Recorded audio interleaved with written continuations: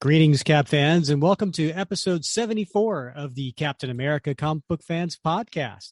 I'm your host, Rick Verbanis, and as always, I'm joined by the best gosh darn co-host out there.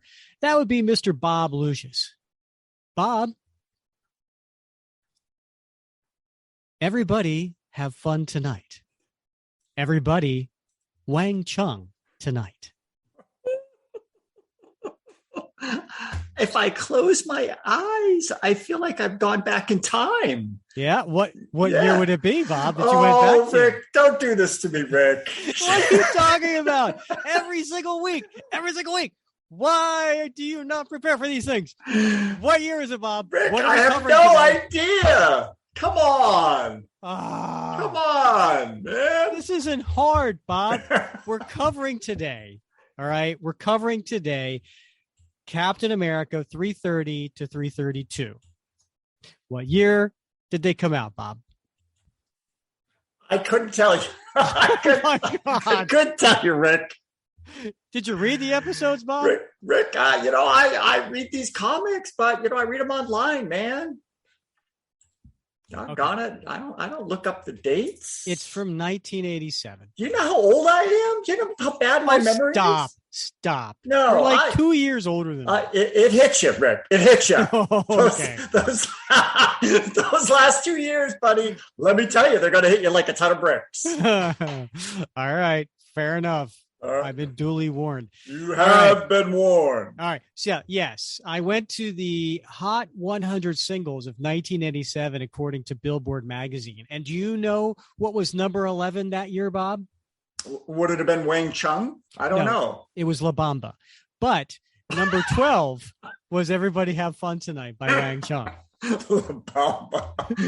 It was. Those were fuzzy years, man. Oh yeah, I gotta tell you, these are like a who's who of songs from 1987. You want to hear? You want to hear the ones leading up to this? Yeah. All right. I'm gonna do like a Casey Kasem and gonna walk my way back. Okay. All right? So I love it. All right. Number 12 was Everybody Have Fun Tonight by Wang Chung. Number 11, La Bamba by Los Lobos. And by the way, this is not my Casey Kasem voice. I have not practiced it. It would take me a while to get that down. I'm just having a little fun like a DJ voice. Number 10, Bon Jovi, Living on a Prayer. Oh man, Bon Jovi. I didn't know this. You probably know this because you're living up in New Jersey these days, but is that his actual name? I know his son's name is like Bon Jovi. It's like one word. Yeah. So it's he broke it out. Yeah. Bon Jovi. It's a stage name. I had no idea that was I knew his name was like John Bon Jovi, but I didn't know it was one word. Yeah. And it's spelled slightly differently. Yeah. Huh. Yeah, he's a Jersey boy. They're very proud of him here. Yeah. All right, here you go. Number 9, Bob Seger, Shake Down, Break Down. What movie was that too? I'll tell you, that's what happens those last 2 years, Rick. That's what you got to look forward to, a shakedown and a breakdown. What do you remember what movie that was too? Gosh. No, I don't. Wasn't that like, I want to say Beverly Hills Cop 2. It does sound like it might be a Beverly Hills Cop movie. Okay. Yeah. Number 8, Bruce Hornsby in the Range. That's just the way it is. Right? Ain't ever going to change, Bob. It isn't. That's just the way it is, buddy. It's just it. It is what it is. Hey, that's the short version. Hey, get a job.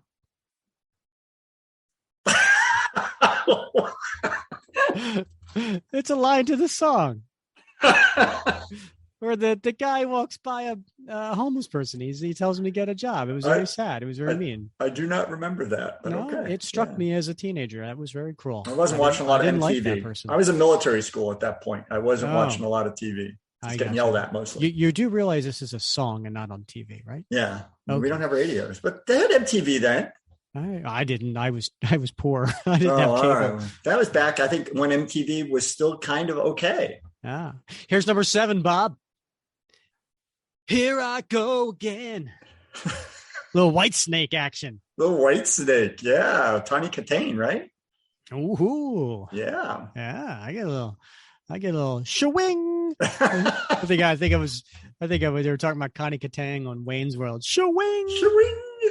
Oh, yeah. All right, here we go. Number 6. Robbie Neville. C'est la vie, c'est la vie. Bob's just laughing at my facial. I can't believe you remember the lyrics to. I realize they're in the title, but you still seem to know the lyrics to these songs. It's impressive. Number 5 was Starship. Nothing's gonna stop us now. Ooh. Now, Bob, where do you know Starship from? What was before Starship? Wasn't that Jefferson Airplane? Yes, it was. Well, it was Jefferson Starship. It was Jefferson Starship. Then it was Jefferson. Yeah. Before that was Jefferson Airplane. Was that the theme song to Mannequin? I don't know. They did the theme song to Mannequin. Oh, did they? Kim Cattrall and Swing. Yeah, that was Swing. Whitney Houston. Ooh. Number 4. I want to dance with somebody. Here's a little story. Somebody who loves me. I really wanted to meet Whitney. I went to a college briefly with her cousin, whose name I'm not gonna tell his name because he's Barents. If you're listening, he was my roommate in college. Oh yeah, he was Dionne Warwick's nephew. And Whitney is her niece. Different siblings. And so he got me to drive down from Vermont to a basketball game in New Jersey, a high school basketball game, to see these 2 girls that he was dating at the same time. And they didn't know that they were both dating him at the same time. But I was just holding on to a hope that Whitney was going to be there and that I would get a chance to meet Whitney. It didn't pan out. And they found out anyway and broke up with him. And but it was a great adventure. I don't know if he wants you to tell that story. I've lost touch with him. It's been years and years. Now he knows how to track you down. I got a lot of stories about Barons. That guy was a lot of fun. I bet. All right. Number 3 on the Hot 100 singles of 1987 would be Gregory Abbott and Shake You Down. I don't even remember that song. I don't either. Yeah. That's one I don't know. That's all right, here we go. Heart. Oh. Heart. Ready? Alone. Yeah, that's a real tearjerker. It is. Yeah, it is. But it was number 2 for 1987. There's a lot of people with heartbreak. I got to tell you, number 1, I had a huge crush on the lead singer of this song. She wasn't the lead singer of the band because they all took turns, but she was the lead singer in this song. Had a huge crush on her. The Bangles, Walk Like an Egyptian. Walk Like an Egyptian. Was it Hoff? Susanna Hoff. Susanna Hoff, yeah. I had a crush on her. Yeah.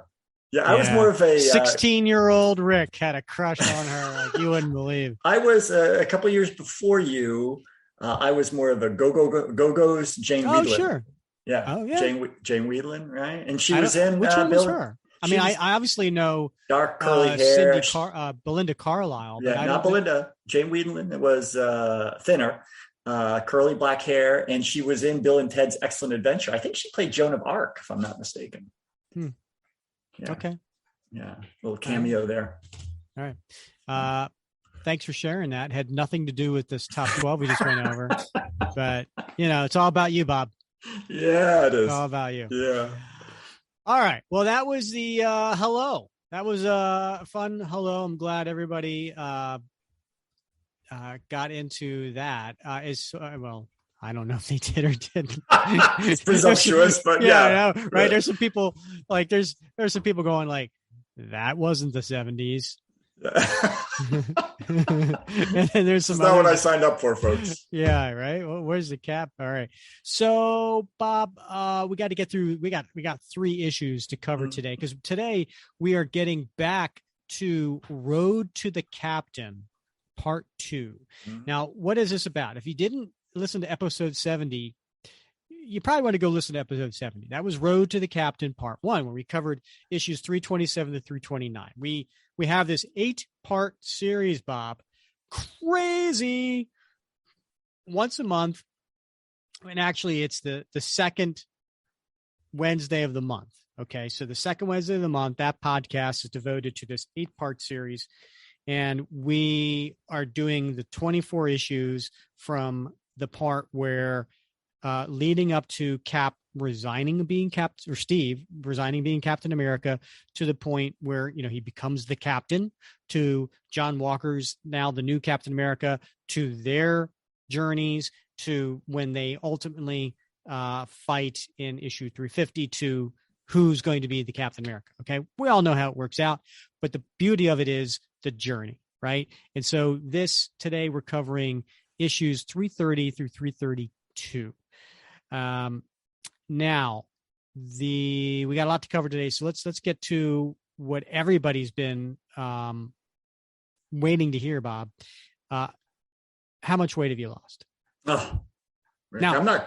By the way, I let me pause here. I apologize. I just want to put, we have, due to some scheduling difficulties, we had to kind of like go out of order in how these things, right? So in next episode, which is 75, we already recorded that.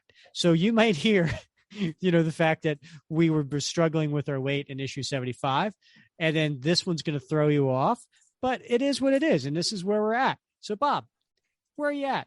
Or not, Rick, or you might hear that Bob has just sort of hovered around the same weight, having lost 4.8 pounds and is sort of still stuck there.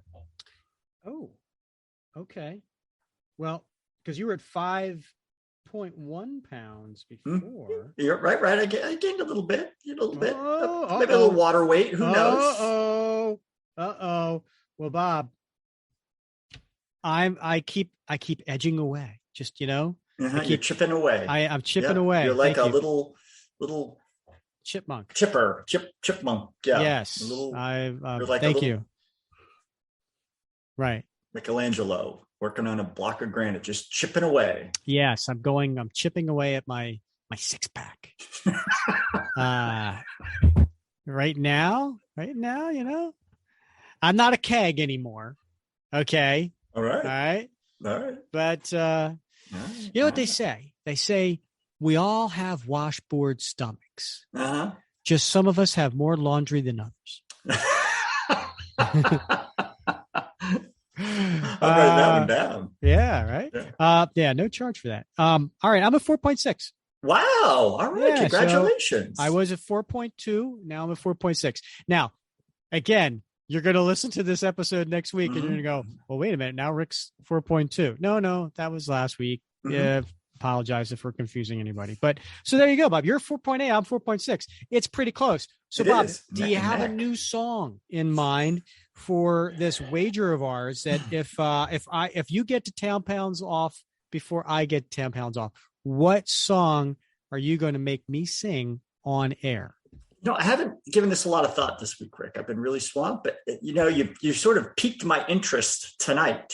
With those 1987 songs? Yes, with that mysterious Greg Abbott song. I should sing that. I just want to hear it and be refreshed about what it was. So I may just go with the Greg Abbott. Was it number 3 from? It was the number 3 song from 1987. So all right, surprised me. The funny thing is I'm going to hear it and be like, oh yeah, right. But right now it doesn't. It doesn't. Clearly, it was a one-hit wonder. Greg Abbott. Did he end up running for governors of Texas? I mean, who's this Greg Abbott? I don't know who that is. I never heard of him. I don't know. Maybe who's on first. So I was thinking for you, Bob, do you like Aretha Franklin? Well, I know I don't listen to Aretha, but I do respect the woman. Yeah. Oh, respect the woman. I get it. Nice little play on words. Yeah, well, yeah.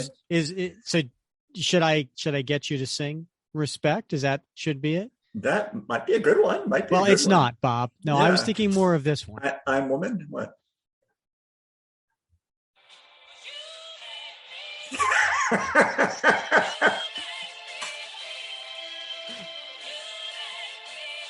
Yes. Yeah.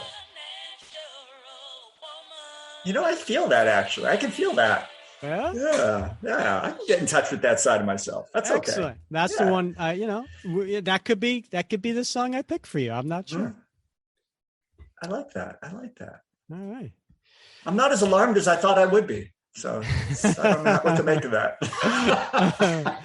All right. So Bob, you remember when we last episode we were talking about, hey, we haven't got any kind of Apple podcast reviews. Yeah, long dry they're coming season. in. They're coming in. Ooh. We got another one. You want to hear it? Yeah, I do. All right. So this one is RL Sharp 77. I wonder if that's Liam Sharp, the famous comic book artist. I don't know. It's a silent R. All right. So RL Sharp 77 writes, he gives us a 5-star review and said, and the title of this is a star-spangled podcast with like 4 exclamation marks. Whoa.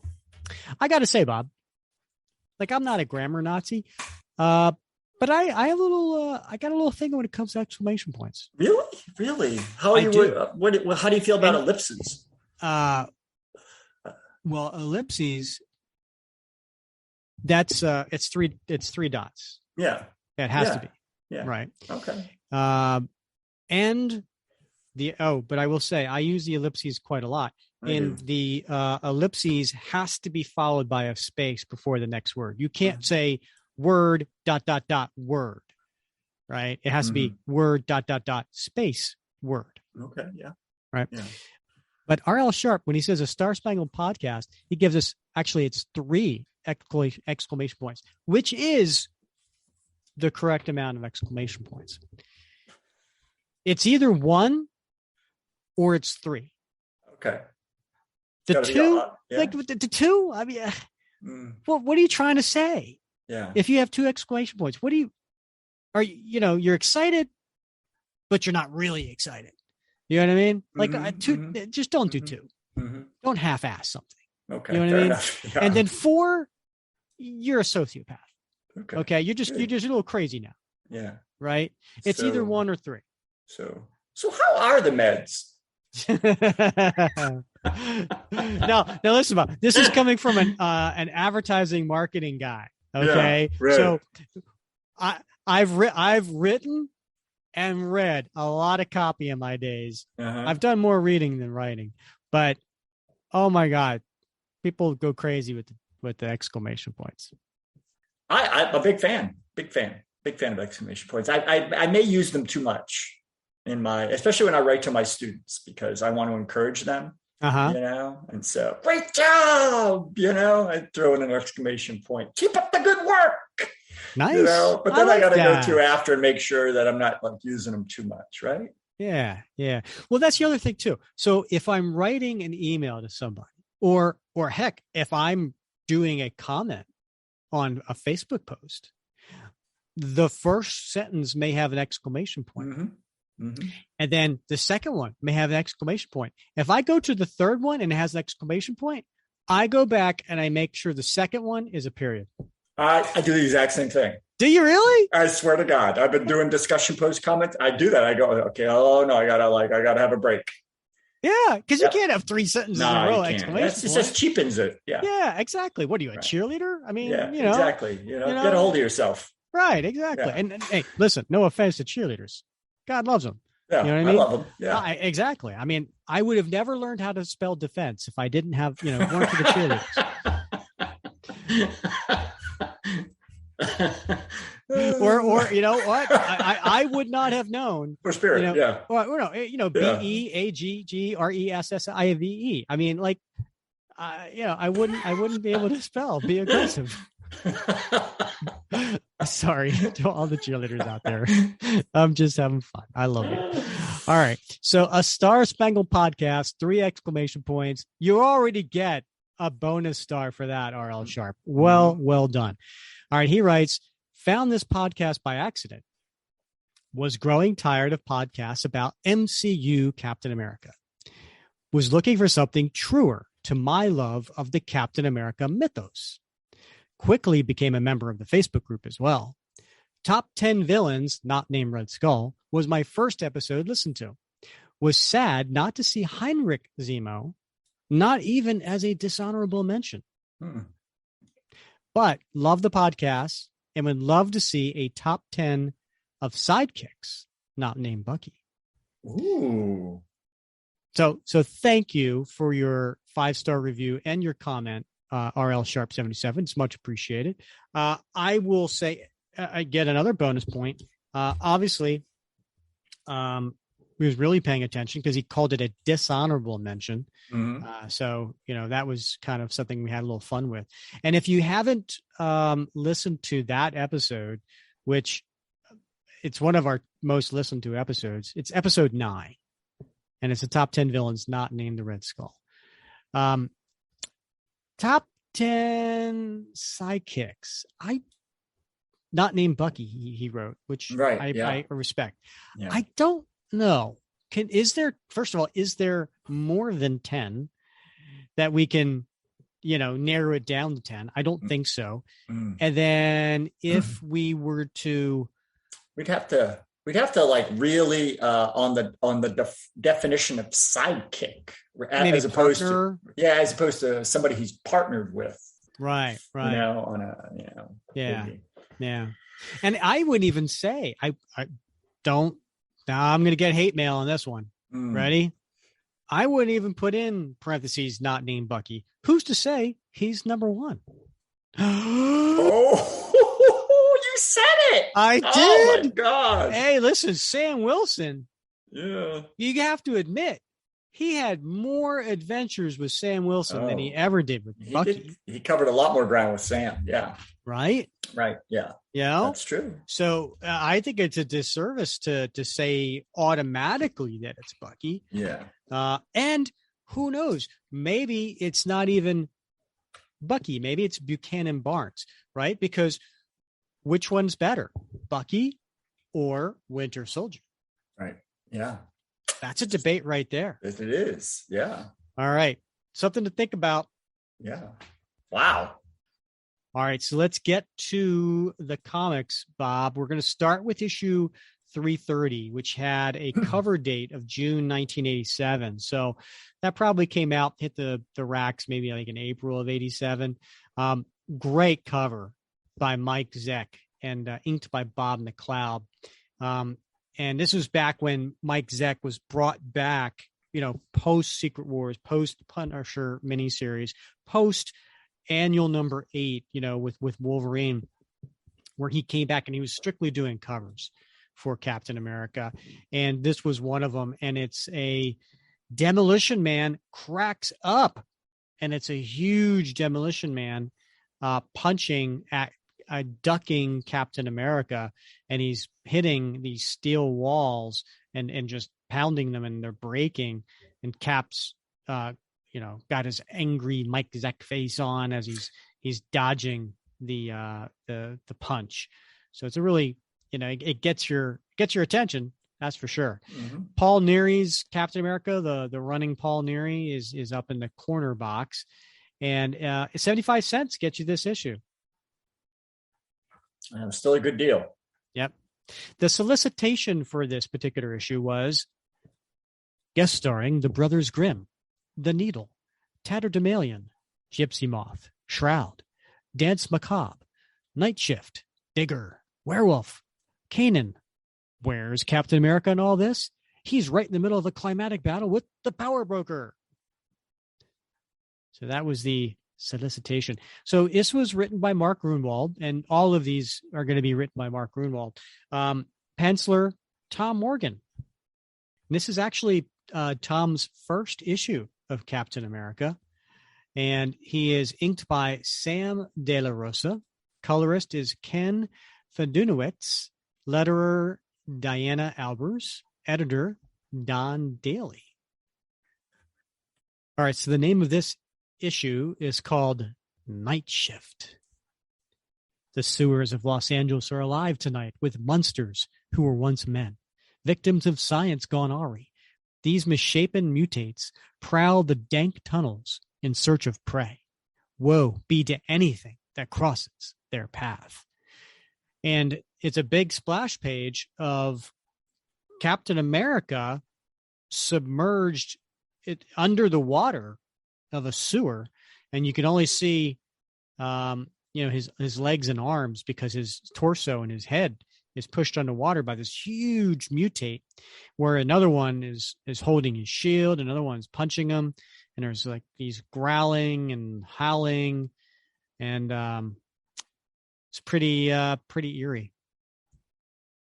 Next page, we see Cap frees himself by kicking the mutate off of him and hitting the one with the shield, dislodging his shield. And the shield comes back to him. And he thinks to himself as he comes out of the water, for a moment there, thought I'd never get the leverage I needed. There's an art to fighting hordes of mentally disadvantaged brutes. Haven't had any practice since I liberated Castle Zemo a while back. Castle Zemo, Bob, what's he talking about? Whoa, way back in Captain America 276, Rick. Yeah. You remember that? When he was... I do. That's what some of my favorite characters, Rick. You know that. Yeah.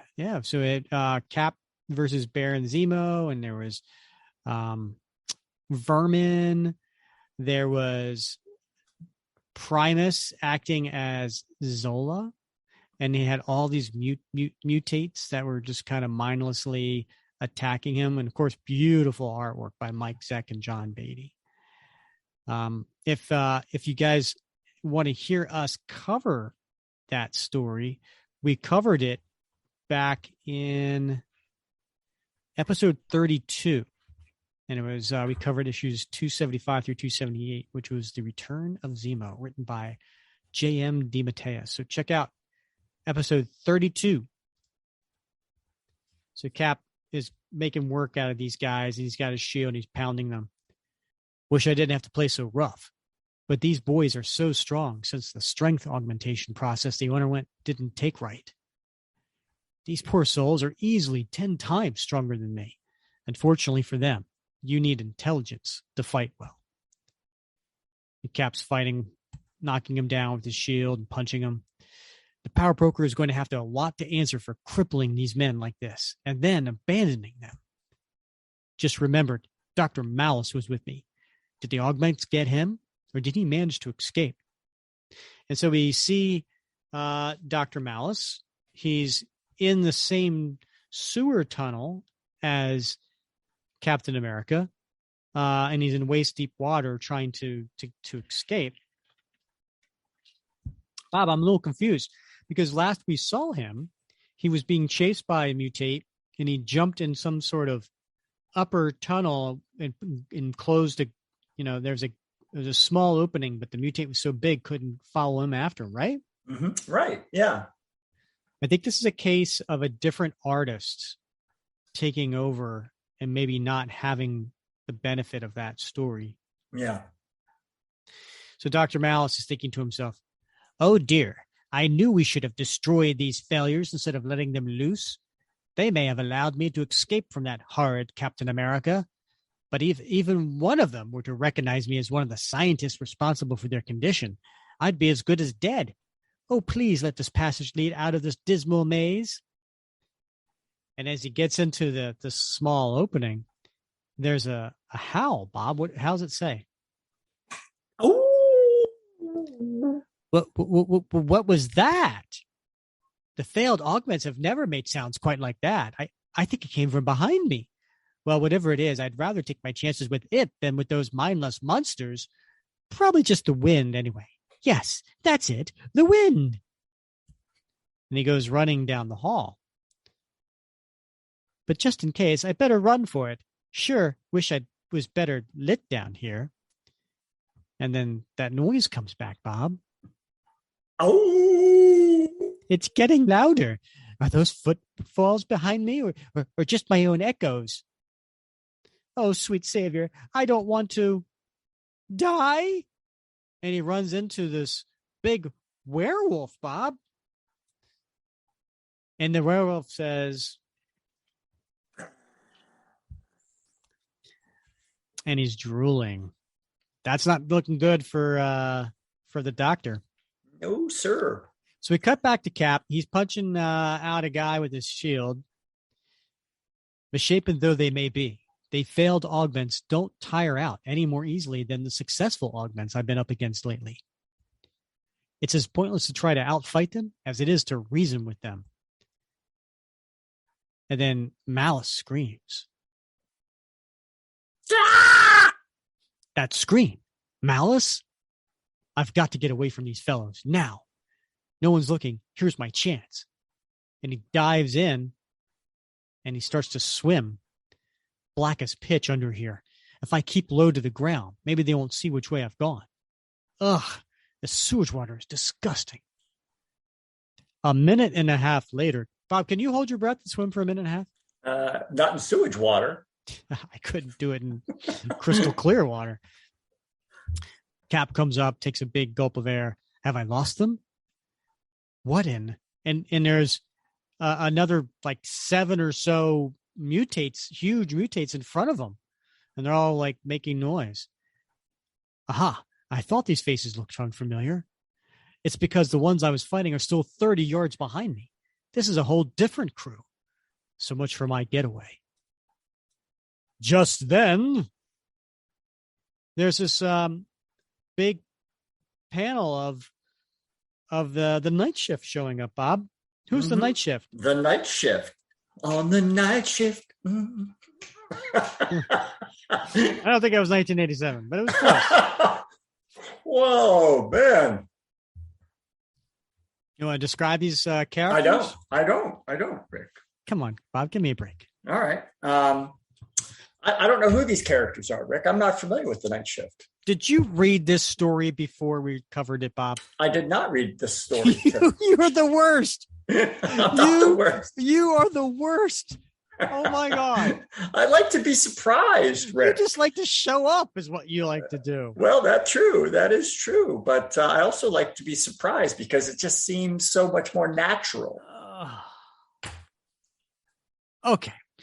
So we have these different characters. There's the Brothers Grimm, or these two costume characters that appear to look the same.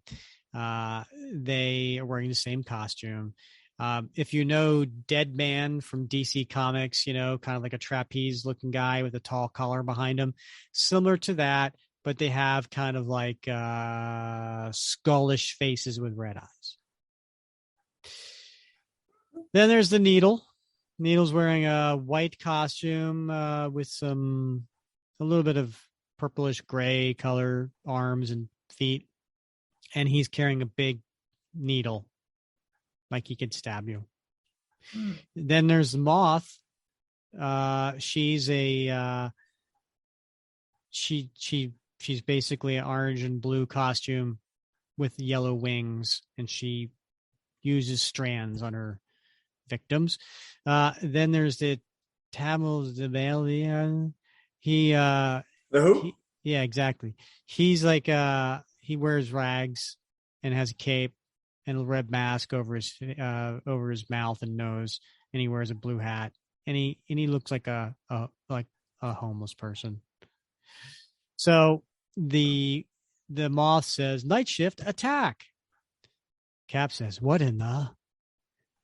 And the Brothers Grimm, "Okay, Needle baby, it's time to do the monster mash." Who are these strange looking people? I don't recognize any of them. One thing's for sure, the West Coast Avengers, they're not. And so these Brothers Grimm guys, they float around on little white puffy clouds. And then they have these little magic things they do. So one's throwing a pie, and that blackbirds come flying out, hits a pie in the face. 4 and 20 blackbirds baked in a pie. An acid meringue pie, that is. Make way for the Humpties, young masters of egg foo. and the other one's throwing eggs. Grim, can't you do anything without making inane banter? What you saying, moth lady? You don't like my bad yolks? Oh, Bob, that's clever. I can't believe I've never read Night Shift before. I don't recall these people at all. Well, these weren't my years, but yeah, I see now what I've been missing.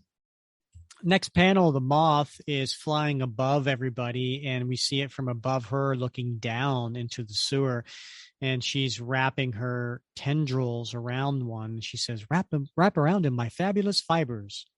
And it's a gratuitous butt shot. And Cap's looking up at her. That flying woman seems to be animating that cable. Can't figure out why these oddballs are fighting the augments. Maybe they're the guardian angels of LA's sewers? These tunnels belong to the Tatterdemalion, you squatters. Beanstalk, you listen? Well, they don't seem to care one way or another about me. I'm going to find Malice. Good going, Needle. Needless to say, that's the last of them. Needless. Then the moth stops and she says, the man in blue, he's gone. Didn't you recognize him, Gypsy baby? That was Captain America. Guess he didn't make the news much in the commie country you're from. The boss didn't say anything about him. Think he'll be mad we let him get away? We were only told to subdue the monsters, brother. And then there's some sort of growl.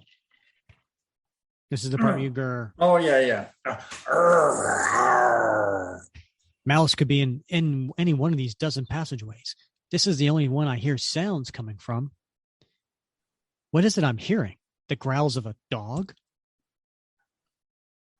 A wolfman! And then this big wolfman comes in to dive at Cap, but he puts his shield up, and then he tosses him kind of like over his head as he does a little somersault. What's going on around here? A monster convention? From here on, nothing's going to make me raise an eyebrow. Footsteps. And right behind him is more of the crew, and it's the Shroud. Now, the Shroud is a interesting character. He's blind. And he's wearing an outfit very similar to Batman in the fact that it's all black, and he's got his trunks on the outside of his costume. He's wearing a black cape. But the difference is he's got like a black hood, and it covers his eyes and his nose in a shadow. I guess probably to show the fact that, he's blind. And then there's Dr. Malice, but he's joined by three other characters. There's a lady in all white with some sort of black, I don't know what you'd call that, Bob. Some sort of moving rope circling around. Yeah, I don't know what the hell those are. Yeah. They look like what they put around General Zod before they sent him up to the Phantom Zone in the Superman movie. Those sort of spinny, wavy things. I don't know. Yeah, but it's interesting. They're covering her naughty bits. Well, I hadn't noticed that until you pointed it out, but now that you say it, yes, they are. Yes, they are. Almost as if she was nude. You know what I mean? Like I almost want to say, like, he drew her as nude, but the colorist decided to, instead of doing flesh color, do it white. Right. You know what I mean? Yeah. Then there's some guy in a magenta suit, heavy set white bald guy wearing glasses, looking at a stopwatch. And then there is a Frankenstein's monster looking character called the Digger, because he carries a shovel and he has keys on his belt. I'm thinking he's basically somebody who works at a cemetery. Yeah. And the guy in the magenta suit looking at his watch says, "You see, Mr. Shroud, Captain America, just as I foresaw." "I never doubted you, TikTok," says Shroud. The Shroud, and Malice is with him.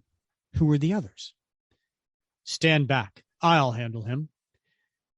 And TikTok says, I knew he was going to say that. Danson, see to the werewolf. Let darkness reign. And just then, coming out of his costume is this dark cloud that envelops both him and Captain America. Sure frost me when the boss does that. He will not emerge within the next 10 seconds. What's the story here, Shroud? Can't see a thing. Forgive the blackout, Captain. It's pretty soundproof, and I need to speak to you in private. Man, how long has it been since we last spoke? I was in the hospital recovering from an overdose of the Red Skull's nerve gas. When was that, Bob? Was that in Supervillain Team Up number 12, Rick? I don't know. I believe it was. Okay. I trust you. Okay. Remember what we talked about that day? How I figured I'd take a new approach to fighting crime once I got back on my feet? Try to pass myself off as a criminal to destroy the underworld from within? Well, that's what I've been up to ever since. The unusual individuals in the night shift are all criminals who I persuaded to help me oppose other criminals. Most of them think we're in business for our own benefit rather than the public good. Nice truck, hmm? What brings you down here? Well, the LA sewers are highways and byways. These mutates make transit hazardous. We've apprehended 29 of these poor brutes so far. So what brings you? It's a long story, but if we can get that mousy scientist to talk, we may be able to prevent further dumpings of mutates in the sewers. Getting someone to talk? No problem. I will not permit undue force. The woman Danson Macabre employs something far more effective. Say, Captain, if we're going to be working together on this, you're going to have to go along with a little charade so I don't lose my credibility with my troops. Oh, what's that? First, you're going to have to let me appear to beat you in battle. And second, then I have to let Danson perform her devotion dance to bind your will to hers. Look, you'll have to trust me on this. There's no way my gang will work with you otherwise. Don't worry. I'll see it that Danson's dance doesn't affect you. Then Cap thinks to himself, time was when I would have readily trusted him. But he's associated with criminals for so long. How can I be sure he's trustworthy? On the other hand, I may never find the answers I seek without him. What do you want me to do? And soon, the cloud lifts, and the Shroud's standing there, but Cap is laying down on the ground unconscious. It is done. I have beaten the vaunted Captain America. What did I tell you? That was the future I saw in 4 out of 6. Digger, help me with him. Danson, you know what to do. Get ready. He's starting to stir. And then Danse Macabre starts to dance in front of him, wiggling her body.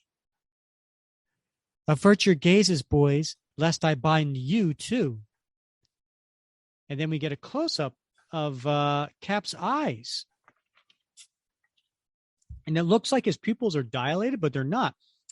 They're just really, really super dark around, right where his irises would be. I can't see a thing. Something dark in front of my eyes. Must be the Shroud's darkness. I had no idea he had such fine control of it. Looks like my trust in him was justified. His will is ours. Excellent, Danson. Captain, you are free to act as you always have, except you will obey Danson's and my orders. My first order is that you will never let harm befall any member of the night shift if it is in your power to help it. Understand? Yes. Now, Danson, I have reason to believe that this character has something to do with our derelict problem. Bind him as well.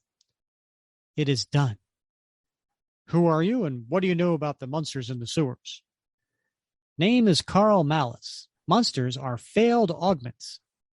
Their bodies rejected the strength augmentation process. When we have no more space to house them, we dump them. That make any sense to you, Captain? Yes. Let me question him. Malice, do you know where the power broker is? Yes. Can you take us to him?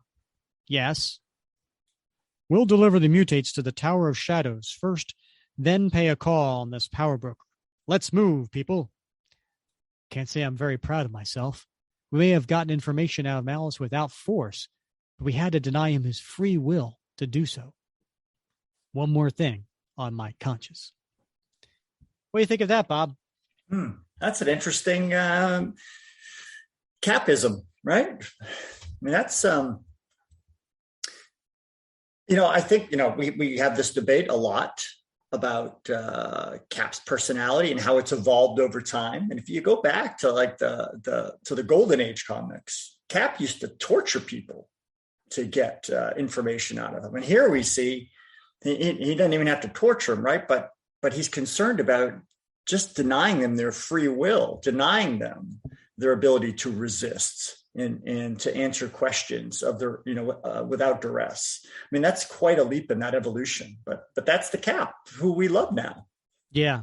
That's a really well put, Bob. I find it interesting because, we go back to the issue where Cap had to go up against Ultimatum. And it was, we saw, and this is again written by the same writer, Mark Gruenwald, we saw Cap, and I'm not even talking about the fact that he had to take a life, right? When he had to pick up a gun and kill the terrorists before the terrorists opened fire on the civilians.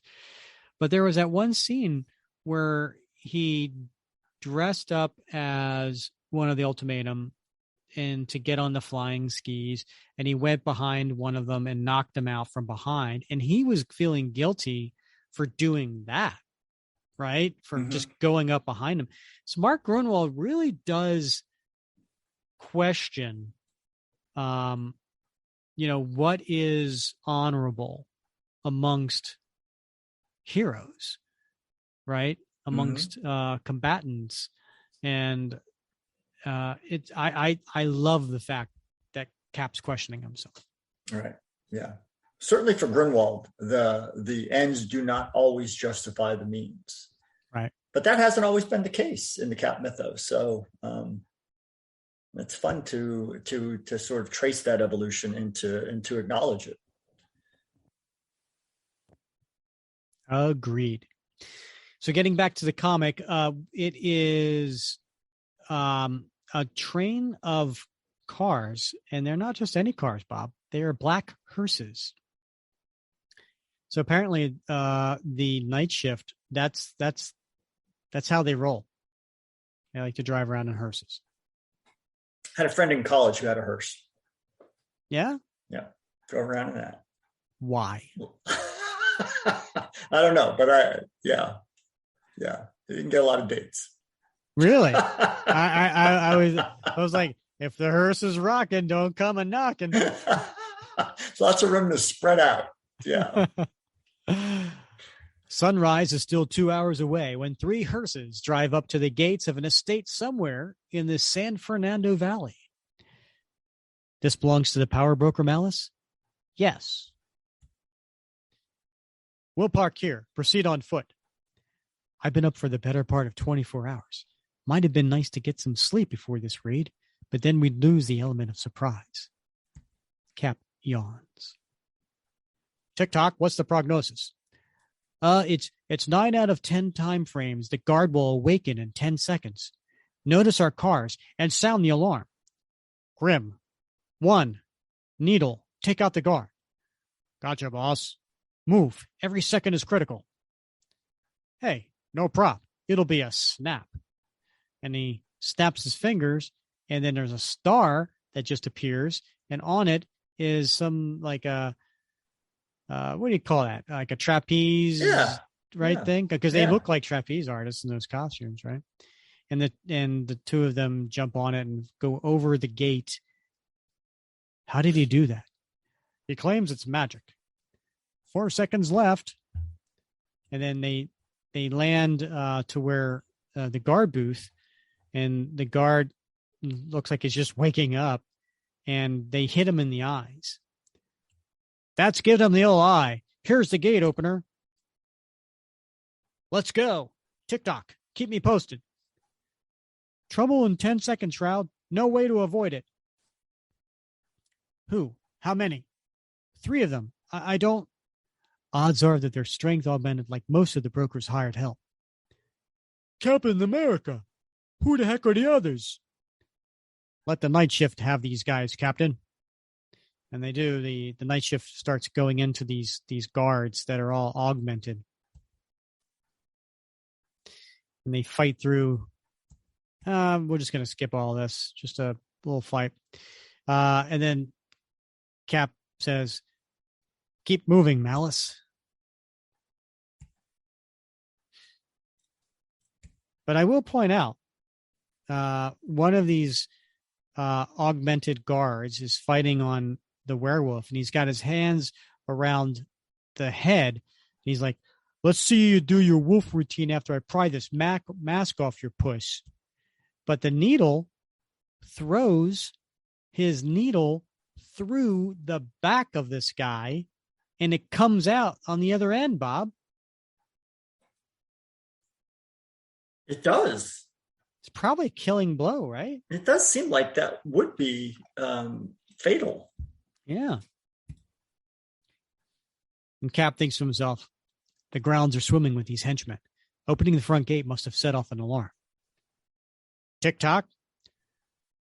More men inside. A lot more. I'm ready for them. I have an idea. Join hands. They're in. Nab them before they wreck any of the boss's property. Heaven forbid. Hey, the lights. And so what happens here is the shroud creates this big dark cloud, and everybody's inside, but of course nobody can see but the shroud. And so they're all holding hands while they're walking, climbing up the stairs into the second level of the power broker's home. Steady, Malice. Keep climbing. And then they're punching their way through. We're in the clear. Which way, Tick-tock? I don't know, sir. The man we're looking for is more than 10 seconds away in any direction I can see. Wait. He's here. You must be quick. His bed. Allow me. And Cap uses his shield to break through the door. And he sees the power broker laying in bed underneath the covers, underneath a canopy, and he's like, hey, what? No, not him. And he pushes an alarm button on his clock, but it isn't just a clock alarm button, Bob. It sinks the whole bed into a secret cavern. I love those beds. The bed. It's sinking into the floor. Not without me, it doesn't. Stay away. We're too late. I knew we would be. You're beginning to annoy me, Tick. Sorry. So it's just Cap and the power broker down in the lower level. The power broker. So we meet at last. What are you? Wait a minute. I recognize you. You're Curtis Jackson, formerly of the West Coast Corporation. What's the West Coast Corporation, Bob? It's a cartel of criminal businessmen Cap last encountered in issue 230, Rick. 230? Mm-hmm. That's like 100 issues ago, Bob. Yeah, that was decades and decades and decades ago. No, it wasn't. Okay. Can you do math, Bob? I'd rather not. I'd prefer not. That's what I tell my son when he asks me to help him with his math homework. I'd prefer not. I want 2 things from you, Jackson. The first is the whereabouts of my friend, the Demolition Man. You must mean Dennis Dumphy, the wrestler. Don't do anything rash. I'll take you to him, I promise. What a setup. His own private subway. Amazing what these crime lords will waste their wealth on. So they get into the little subway car. I'd almost forgotten about you, Jackson. I assumed that you were behind bars for your numerous misdeeds. I have very good lawyers, Captain. You try anything foolish, and I hope you have equally good doctors. So they get to at the end of the runway, and they get into the building. It's still a bit early. I doubt my staff is in yet. So far, so good. His past experience with me has intimidated him doing what I say. Hope once I can rescue D-Man, I can pump some real information out of him as easily. It's this way. D-Man. and some woman. What are you doing to them? And Bob, they're strapped up. What can you describe it? Well, it's sort of an X pattern, Rick. It's I hate to describe it as like a crucifixion, but this is sort of one of the ways that the Romans did crucify people. It was a sort of two crossboards shaped like an X. And so they're sort of strapped in, and there's some wires running to them, and they don't look like they're in a good mood. Yeah, and it's actually in the same device that Cap was on that D-Man rescued him from. Mm-hmm. And don't tell me that you don't know. This is your private facility, not one of your commercial power labs. In Chamber 1, we're trying to determine the maximum amount of augmentation a subject can withstand. In Chamber 2, we're trying to determine if the augmentation can be reversed. Jackson, you had better hope that these people aren't harmed. Release them both, now. I can't do that, Captain. The truth this time. I don't know how to... And he uses some sort of pinch and knocks him out. It's probably best I don't let you handle the hardware anyway, Jackson. Now let's see. This should cut the radiation lamps.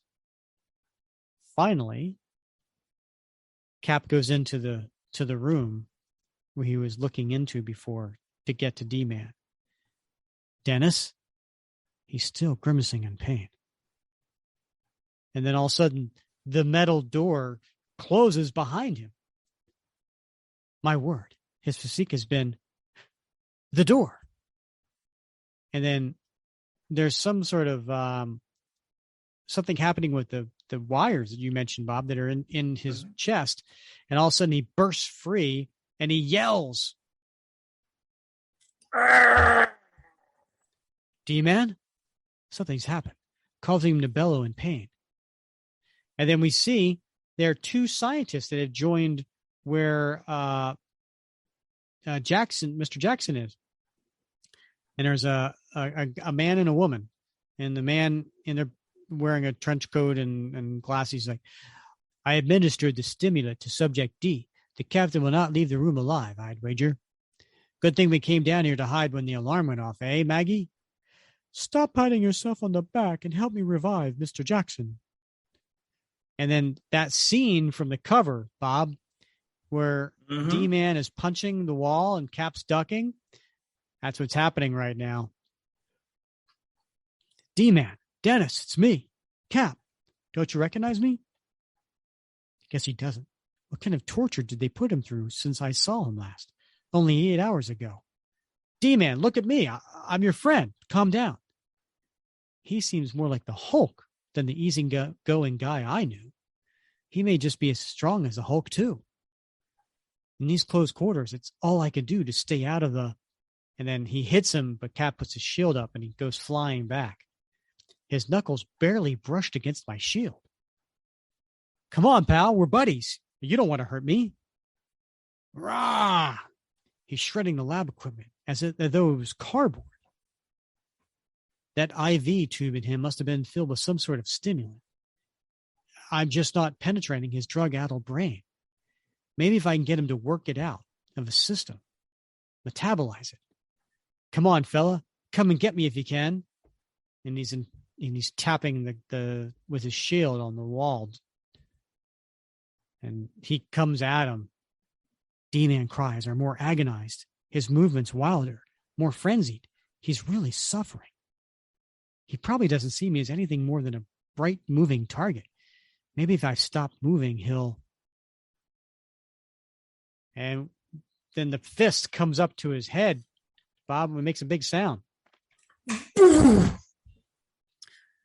Not one of my better plans. If that had hit me, I'd be wallpaper. All I can do is conserve as much energy as I can and stay out of his way and pray he either works the drug out of his system or collapses from exhaustion.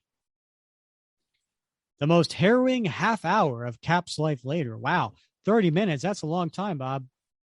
It sure is. Something's happening. D-Man's convulsing. His muscles seem to be contracting. D-Man, Dennis, it's me, Captain America. Do you understand? Heart feels like a knife in it. His heart. Then I did the wrong thing to make him overexert. Pain. Hard to breathe. Don't try to talk, Dennis. One thing before I go. As a partner, how was I? You're the best, D-Man. And he goes unconscious. Not were, are. You're not checking out on me, man. And he starts to give like a CPR on his chest. Fight it, man. Don't let go. I'm not letting you go. You hear? Not letting you go, as he's pumping his chest. Next, the finale. Power broken. That's why it's important, folks, to get your CPR qual. That's right. All right. So the next issue, 331, we have on the cover another nice Mike Zeck cover. It is Cap in a. Hey, Bob, you remember that female that was strapped to the device next to Dennis? I do. Yeah. She's on the cover with Captain America, and she's wearing a red costume with some blue boots and gloves and blue domino mask. She's got long orange hair, and the two of them are facing this military soldier that we see the back of him, and he's got a machine gun. Looks like an M16, right, on the right hand side, and it looks like a, I don't know, what is that, a 45 Magnum in his left hand? It looks like maybe a Colt 45. It's hard to say. It looks like a bit like an Uzi, but whatever. Yeah, small for an Uzi, but. And so they're out in some sort of grassy field, and they Cap and this lady are looking at him. And this is issue 331, as I mentioned, 75 cents. Paul Neary, Captain America, still up in the corner box. And the title to this issue is called Soldier. Now, the creative team is slightly different on this one, Bob. Still Mark Gruenwald writing, of course, but we have the return of Paul Neary as the penciler. Inker is Vince Coletta. And then the return of our friend, Bob Sharon, as the colorist. And letterer Diana Albers and editor Don Daly. Somewhere in the San Fernando Valley, 50 feet beneath the earth, a battle has ended. A pitched battle waged between friends. And we have Cap over top of D-Man. Remember, he was just giving him CPR. D-Man! No pulse. He must have gone into cardiac arrest. Overexertion, the stimulants they pumped into him, the stress of maximum muscle augmentation must have been too much for his heart to take. Hang on, man. We've come too far in the last 3 days for you to check out on me now. And then, Bob, I'm gonna skip this next section because it's essentially a recap. This next page of the last few issues, right, to kind of bring us up to speed. So I'm just going to kind of get past that. And then we get to the next page, and Cap hears, puts his head to his chest and hears a heartbeat. I hear a heartbeat. Can't stop resuscitation yet. Not till he's stabilized. Still don't have the slightest idea how I'm getting us out of this locked vault yet, but somehow and then the door slides open, and there's the Shroud. Captain, Shroud, thank heavens. Get a physician in here, quick. So they cut to some time has passed to get it cut to a page where D-Man is on some sort of high technology table, where gurney, if you will. He's got a mask over his mouth.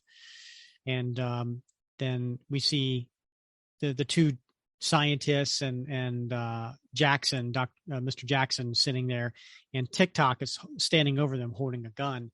And then in the foreground, we see Shroud and Captain America sharing stories. I followed you as soon as we could find a way down and overpowered the two scientist types. Undoubtedly the ones who locked me in the vault with D-Man. Think your people have things under control upstairs? I'm anxious to get my partner to a real medical facility.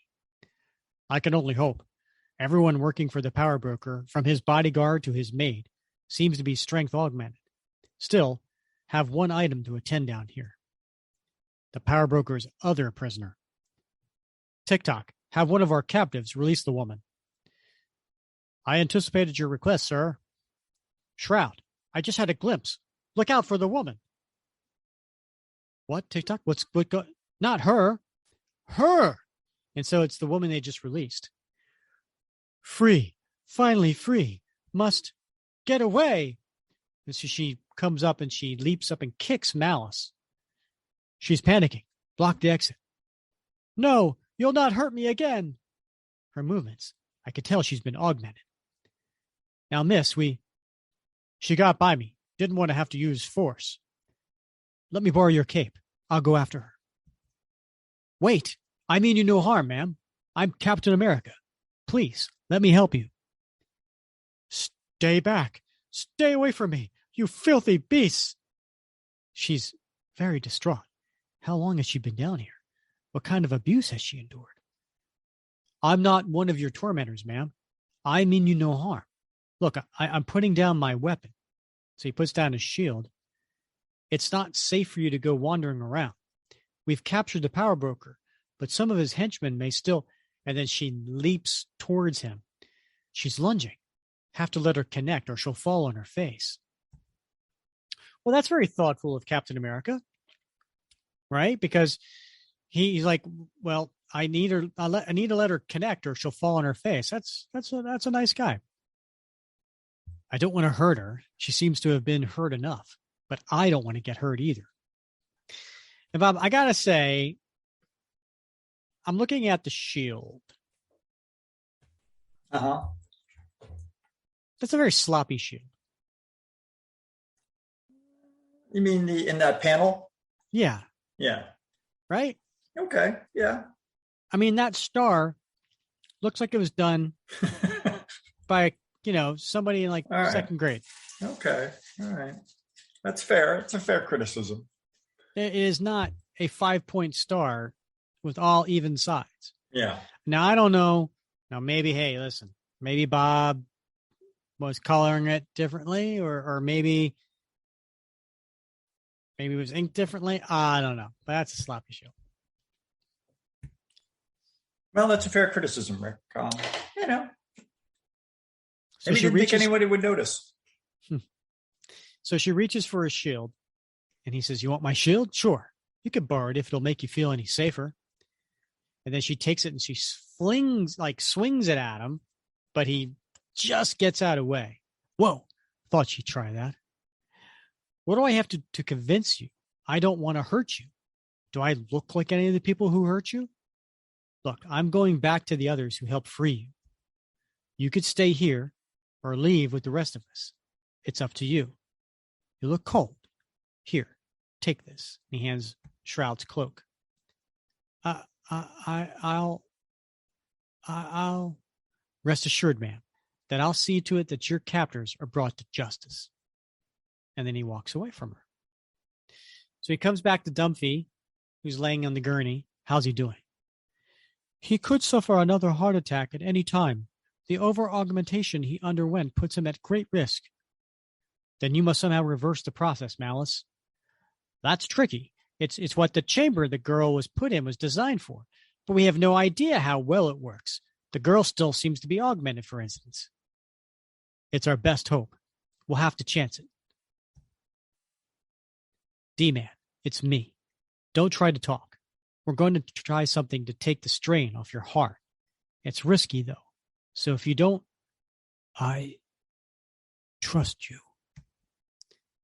And Cap thinks to himself, sometimes I wish I didn't instill so much confidence in others. And he says to the scientist, if something goes wrong, you're going to wish you'd never studied medicine. No. Now, Rick, is it me or is is Carl Malice drawn completely differently here? Well, he's got sunglasses on instead of regular glasses. That's what I noticed. Right? Is his hair a different color too? Wasn't it like No, it was black before. it was? Yeah, but it might be a little. Huh. All right. Yeah, I think he was a little shaggier in the back. That's He looks missing. way cooler now. Yeah. Well, Yes. sunglasses. I mean, come on, man. Yeah, that's a good point. Yeah. Okay. Vital signs still stable. Raise the augmentation to 3. Raising, Dr. Lund. Hang on, D-man. You can tough it out. And then TikTok looks at his clock. Excuse me, but in 8 out of 10 time frames, the power broker will regain consciousness in 9 seconds. Thanks. So Cap stands in front of the power broker, Mr. Jackson. And as he's waking up, that's the first thing he sees. It's all over for you now, mister. You have a lot of things to answer for. Your abduction and the captivity of D-Man and the woman, the addictive drug you administered to your clients, creating a public menace by dumping your failed augments into the sewers, and who knows what else. You may have squirmed out of the fall of the corporation, but you're not getting away this time. You threatening me, pal? No threats, just facts. And he looks at his wristwatch. Big shot blowhard. He'll be laughing out the other side of his mask when the ace in the hole shows up at 8 o'clock. At that moment, 3 time zones earlier in Washington, D.C., it's been 2 days now, gentlemen. How is it that you have yet to complete your assignment? And look, it's the Blues Brothers, Bob. Jake and Elwood, they're back. And they're in front of the commission. Sir, we've contacted and left word with the Avengers, S.H.I.E.L.D., the Falcon, and the subject's computer hotline, but we still haven't heard a word from them. Captain America must not be allowed to operate in this haphazard manner any longer. Investigate other avenues if you must, gentlemen, but we want the captain standing before the commission as soon as possible. An hour later, in California, they're standing over D-Man, the scientist. We dare not de-augment him any further, or his heart muscles may be affected. He seems to have stabilized at the strength level we had attained prior to your radical treatment. And then the Shroud jumps in. Captain, the night shift has indeed secured the entire estate. How's your friend? They're bringing him out of the treatment room now. And then TikTok says to Dr. Jackson, or Mr. Jackson, in 1 out of 10 time frames, sir, you lunge at me and I shoot you through the heart. And none of them do you succeed in disarming me. Well, how is he? Stable, but still unconscious. All right, let's move him to the elevator. So, and by the way, I haven't mentioned, but in the panels, that redheaded lady is walking with Cap. The sooner I can get D-Man to a real hospital, the better I'll feel. The woman probably needs to be medically examined as well. In 10 out of 10 time frames, nothing interesting happens in the next 10 seconds. Just report what's vital, TikTok. And so TikTok gets on a phone. Yes, I'd like an ambulance sent to Tupelo Drive. Sit down and don't move until we tell you to. Captain, if you can handle it from here, I'd best be going. The police should be here soon, and some of my men are wanted for questioning. I understand. And then Mr. Jackson speaks up. Am I dreaming? Captain America in cahoots with criminals? Why aren't you seeing to it that they are brought to justice too, Flagman? Don't talk to me of the law, Jackson. There's not a man or woman on your entire estate as flagrant a violator of the law as you. Don't worry, power broker. You haven't seen the last of me. I'll be by tonight with all of the men in your augmentation process turned into monsters. Unless you enjoy house guests, you better hope your de-augmenting machine does something for them. Goodbye, Captain. It was unusual working with you. Same here. Take care. And thanks. Keep an eye on them, will you, ma'am? So he asks the redheaded lady to keep an eye on the 4 captives, I guess you could say, sitting on the couch. I hate to admit it, but Jackson's point is valid. I don't know for certain if there are any outstanding warrants for the arrest of any of these night shift.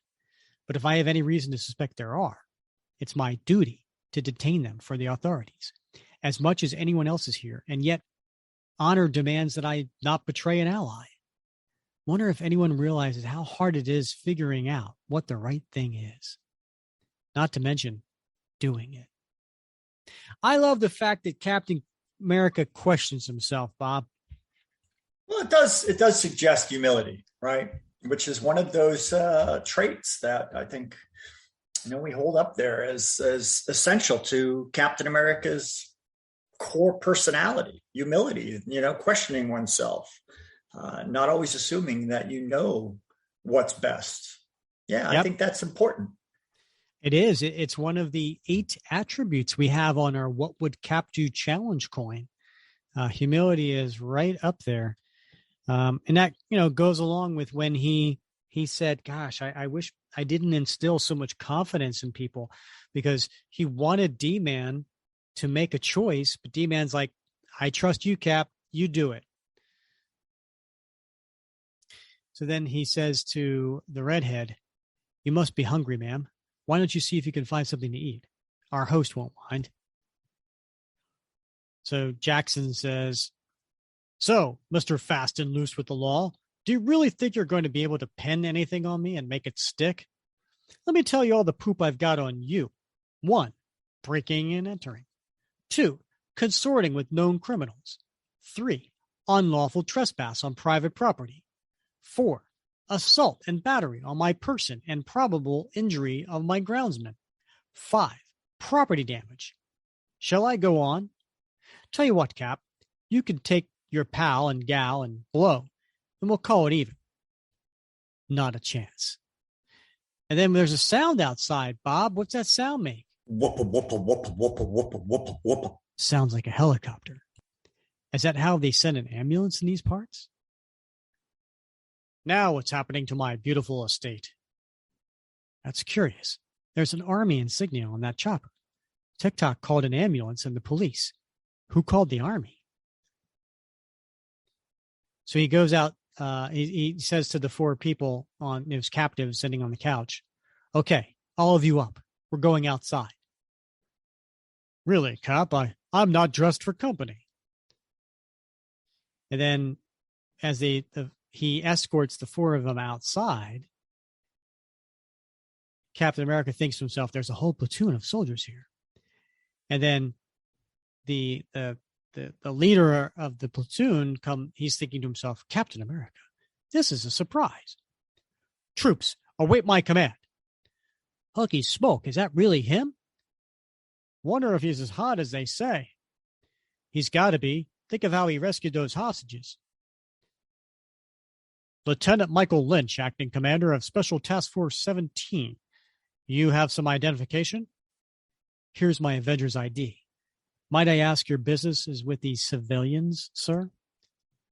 Curtis Jackson, head of Power Broker Inc., has been strength augmenting men who have become soldiers for hire, fighting against U.S. interests abroad. We've been amassing evidence again for the past 6 months. Men, see to Jackson. Something about this isn't right. The military moving against a civilian like this? Granted, Jackson has heavy-duty hired help, necessitating a show of force, but still. Just then, the red-headed lady, she comes to the doorway and she points at the commander. You, Michael, it was you who set me up, betrayed me. What, and her? I thought the broker would have taken care of her by now.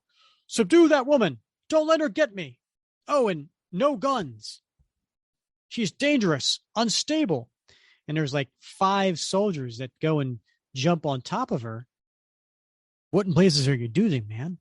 Order your men back now. You don't know Miss Marvel like I do, Captain. This is insane. No matter what she's done, that's no way to treat a person as abused as she seemed to have been. And what about her accusation all about?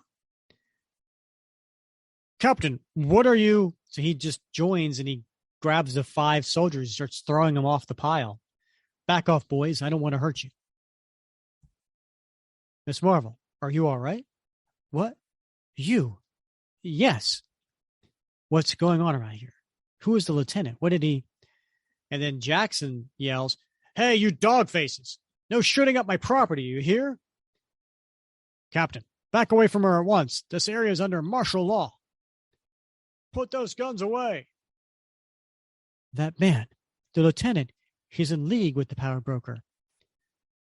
And then the commander's like, "That blam fool. If the Avenger hasn't already figured out we're not here to take the broker into custody, this clinches it." So Cap grabs Miss Marvel, as she's now called. "Come on, ma'am. We've got to go somewhere quieter to talk. D-Man is still inside. I've got to see to his safety as well. Come along, Jackson. We may need you." So he grabs Jackson and Miss Marvel, and the 3 of them run back into the headquarters. "We haven't much time, miss. Please tell me everything you can." So we get a little backstory here, Bob. So she's not a brand new character. She's been around for a little bit. She's been involved with Ben Grimm, the Thing. Okay. I met Lieutenant Lynch the same day I went to the power broker to undergo augmentation. Michael, Lieutenant Lynch, helped me fight off some muggers who jumped me. I was in a bit of a daze, never even thought to ask him what he was doing a block away from the brokers. Later that day, when the broker sent Muscle after me because I refused to finish his treatment, Michael showed up again, helped the Thing and me escape. Which all this happened in Thing issue number 35. Though Michael begged me not to, I spent the next few months trying to track down the power broker's new base of operations. When I got close, I set up a meeting with Michael to tell him about it. I was ambushed by 10 of the broker's men. Too many of them to fight off. They beat me. Next thing I knew, I was in the lab downstairs. I have no idea how long I've been there. Feels like months. From what I overheard, the power broker's been involved in some secret project with the military. Lieutenant Lynch has been with them from the start. Miss Marvel, you stay here and guard the broker and my friend. Let me attend to the U.S. Army. Okay, Lieutenant, it's time you and I had a talk. Good. He's coming out. Now we'll be able to watch your first field maneuver. GI Max. Neutralize Captain America. So who's GI Max, Bob? Wow, that guy's big, Rick. Some would say augmented. He looks a lot like I did back in the day. You wore green too? Oh yeah, mean and green. I couldn't even get sleeves to fit him. He is a big guy. Yeah. And he's carrying an M16. And attached to the M16 is a very long dagger. The bayonet, Rick. Bayonet. Yeah. Yeah, if you're going to get technical on me, Bob, like you've been there, done that. Yeah. He's got a helmet. I think that's cool. That's cool. He's wearing a helmet. Safety first. Yeah. Got to have safety first. So he's coming at him and Cap puts his shield up and then he's in a stance, protective stance, defensive stance. GI Max? Who's he supposed to be? That military project Miss Marvel spoke of? Big fellow, over 7 feet tall. Dollars to donuts. He is augmented. And so GI Max uses the butt of his M16 to hit Cap, but he puts his shield up to protect himself, and it makes a sound, Bob. Oh, ka-ting! Get him, man. Show him what a real super soldier can do. Fast, but I could tell he's either very new to combat or he hasn't mastered fighting at augmented strength yet. I don't suppose it would do me any good to tell him that his commanding officer has thrown in with a slime ball. No, a good soldier is trained to follow orders without question, and this man looks like one heck of a good soldier. Then the first thing to do is to get that pig sticker out of his hand, and I'll aim for his throat. No good. I didn't put enough muscle behind my lunge. This is the second time I've scrapped with an American soldier in recent months. mere coincidence. What was the first time, Bob? Would that have been Duke? Nuke. I'm still. I don't want to go down a hole here. Uh-huh. But I'm sorry. I'm just a little distracted because I'm a little aggravated at Mark Gruenwald. And it's that comment by Cap. A good soldier is trained to follow orders without question. Now that's a popular myth that at least in the Marine Corps, that it's a bee in my bonnet a little bit. I think, of course, I think that's what perhaps people who haven't been in the military, who haven't spent long in the military, that's their perception, and that wouldn't surprise me if Mark Gruenwald had that perception when he wrote this. And take a pause here. I just want to point out to our listeners who don't know, Bob was a 25-year veteran of the Marines. Yeah, I mean it's I don't know. When I hear things like that, it does aggravate. I do have this sort of reflexive annoyance. I don't think that's Cap. That's when I think about what Cap would say in that moment. That is not Cap to me, because Cap would have served, with soldiers who had to disobey orders when orders were, illegal, immoral. So, did you ever disobey an order, Bob? Is this being recorded? No, but I will tell you, I told my boss at the time that I would disobey an order if it came down. And this was during the whole post 9/11 rendition, when the CIA was sort of scooping up terror suspects around the world and bringing them to black prisons, right, to interrogate them. And this was happening in countries around the world, and military personnel assigned to embassies were sort of caught up in this. And I made it very clear to my boss that if we were asked to do that I wanted nothing to do with it, and I wouldn't be a party to it, regardless of what the outcome would be. Well, that's very respectful and honorable. I mean, how did your boss, your CO, I'm assuming, how did he react to that? He said, "Well, we'll cross that bridge when we get to it." Unfortunately, we never had to cross that bridge. Mm-hmm. But I think if anybody would understand sort of the calls that soldiers, Marine, airmen, sailors have to make in the moment. And that, in fact, there will be people like William Calley, but there'll also be people like Hugh Thompson who recognize the immorality and step up. So anyway, I digress. No, it's good to hear. That's the kind of insight you're here for, Bob. Thank you. So Cap, again, a similar move as to before with D-Man. He takes a lunging, augmented, huge person, and he flips him over him in a kind of like a somersault. And he thinks to himself, or does Max here with any connection with Nuke, that crazed pill-popping killer who turned mid-Manhattan into a war zone?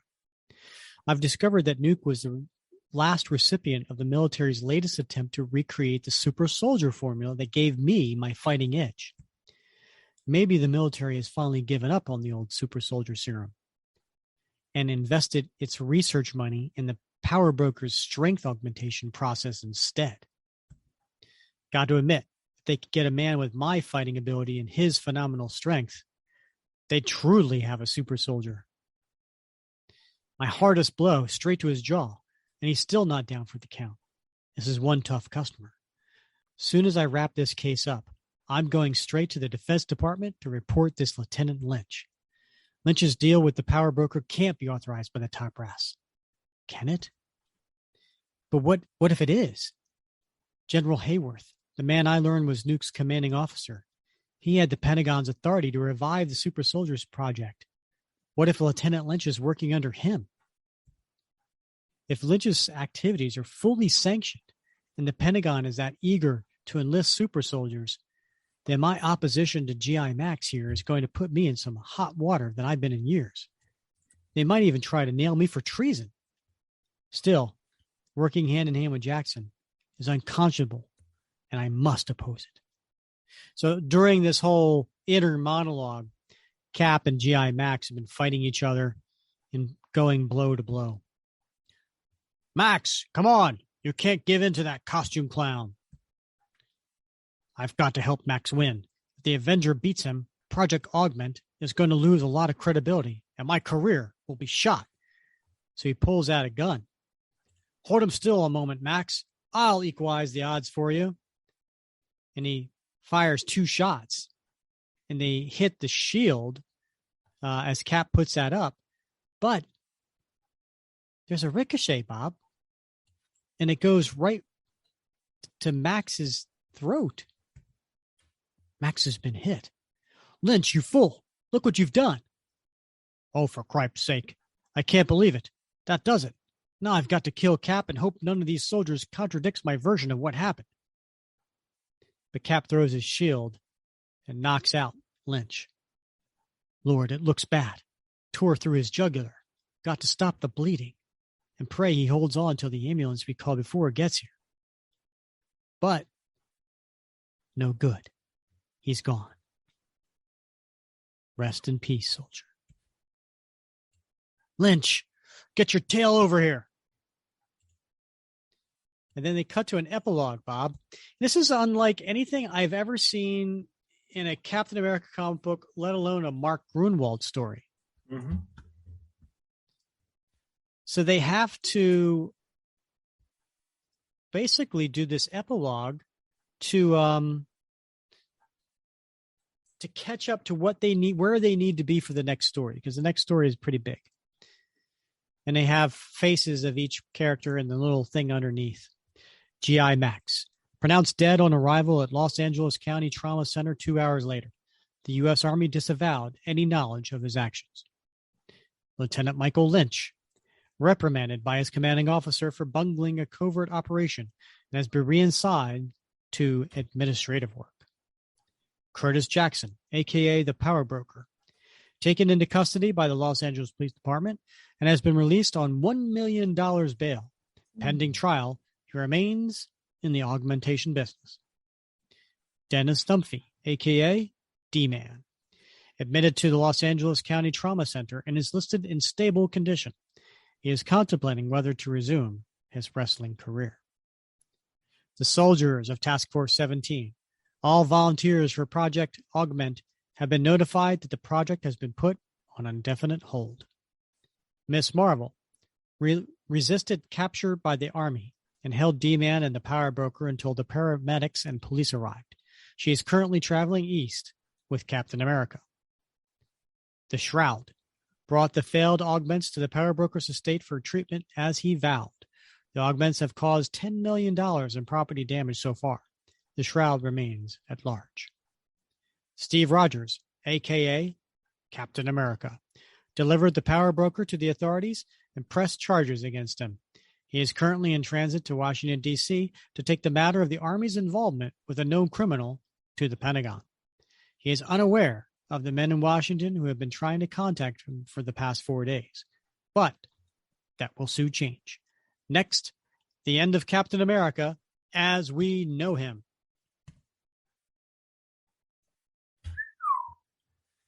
Rick, do you ever play Duke Nukem? Nope. You familiar with that video game? Yeah, I am. I wonder. I mean, I always, when I think of Nuke, I call him Duke because I think of Duke Nukem. They're very similar in appearance. I don't know if you ever noticed that, and I wonder if, there was any shenanigans in the design. That's interesting. Yeah, it came out in '91. The first Duke Nukem game. You do say. Uh-huh. All right. Anyway. All right, well, let's get to the last issue here, Bob. All right, it's issue 332. This is an amazing cover that is by Mike Zeck, but it's inked by Claus Johnson. And it is Captain America standing in front of a flag.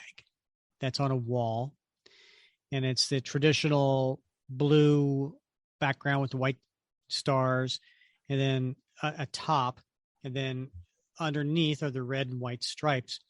But what's amazing about this is that the red is dripping and then hits the ground on where Cap's standing, and then the red continues a stream to continue the red and white stripes. So it's a very bloody looking flag. Captain America is standing there with his hands empty, his shoulders hunched, his head down. And where the top logo where it says Captain America, you know what's just as big as Captain America is Captain America No More! Exclamation point. So it's a really heavy cover. And in the corner box, Bob, they changed the corner box logo where it has been Paul Neary's Captain America running. Instead, it's a portrait of Abraham Lincoln. And it's not just that, Bob. Mm-hmm. There's a tear coming down Abraham Lincoln's face. And he is obviously very much upset over the fact of what's happening on this cover. It's a very stunning cover. It is evocative. I mean, is it the only time this has ever occurred in a Marvel comic book, Rick? Do you know that a president's face has been used I don't know. In a corner box? I mean, I know it's been featured. Presidents have been featured on the cover. I don't know if any of them have been crying. Well, certainly, probably not. Yeah. Yeah. And this is the only Captain America comic that has this corner box logo. Yeah. And it's an interesting choice. I mean, not Washington, but Lincoln. It's a good point. You know, why do you think that is? I'd hate to hazard a guess. I mean, I don't know what the thinking was. I don't know. So a couple of years ago, Bob, I had the opportunity. Mike Zeck has, as you know, is my favorite Captain America artist. He was doing a signing or a remark for a particular company, and you could mail in your comic, and they would do the signature. And if you paid more, you can get a remark. For those who don't know, a remark is a small little sketch, usually just a headshot, right? And I was like, well, I love Mike Zeck. I have to take advantage of this opportunity. What cover should I do? And I picked this cover. Partly because it's such a stunning cover that he did. The other part was because there's some white space, right? So I did pick this cover, and I asked to have a Captain America with his mask off, and it was noticeable that his mask was off, so you could see it like behind him, and him looking down, in a very solemn look. Mm-hmm. That's a very specific request. It is, yeah. And there's a third party who's handling this, and I sent this to him, and he's like, we'll see what we can do. Right. Yeah.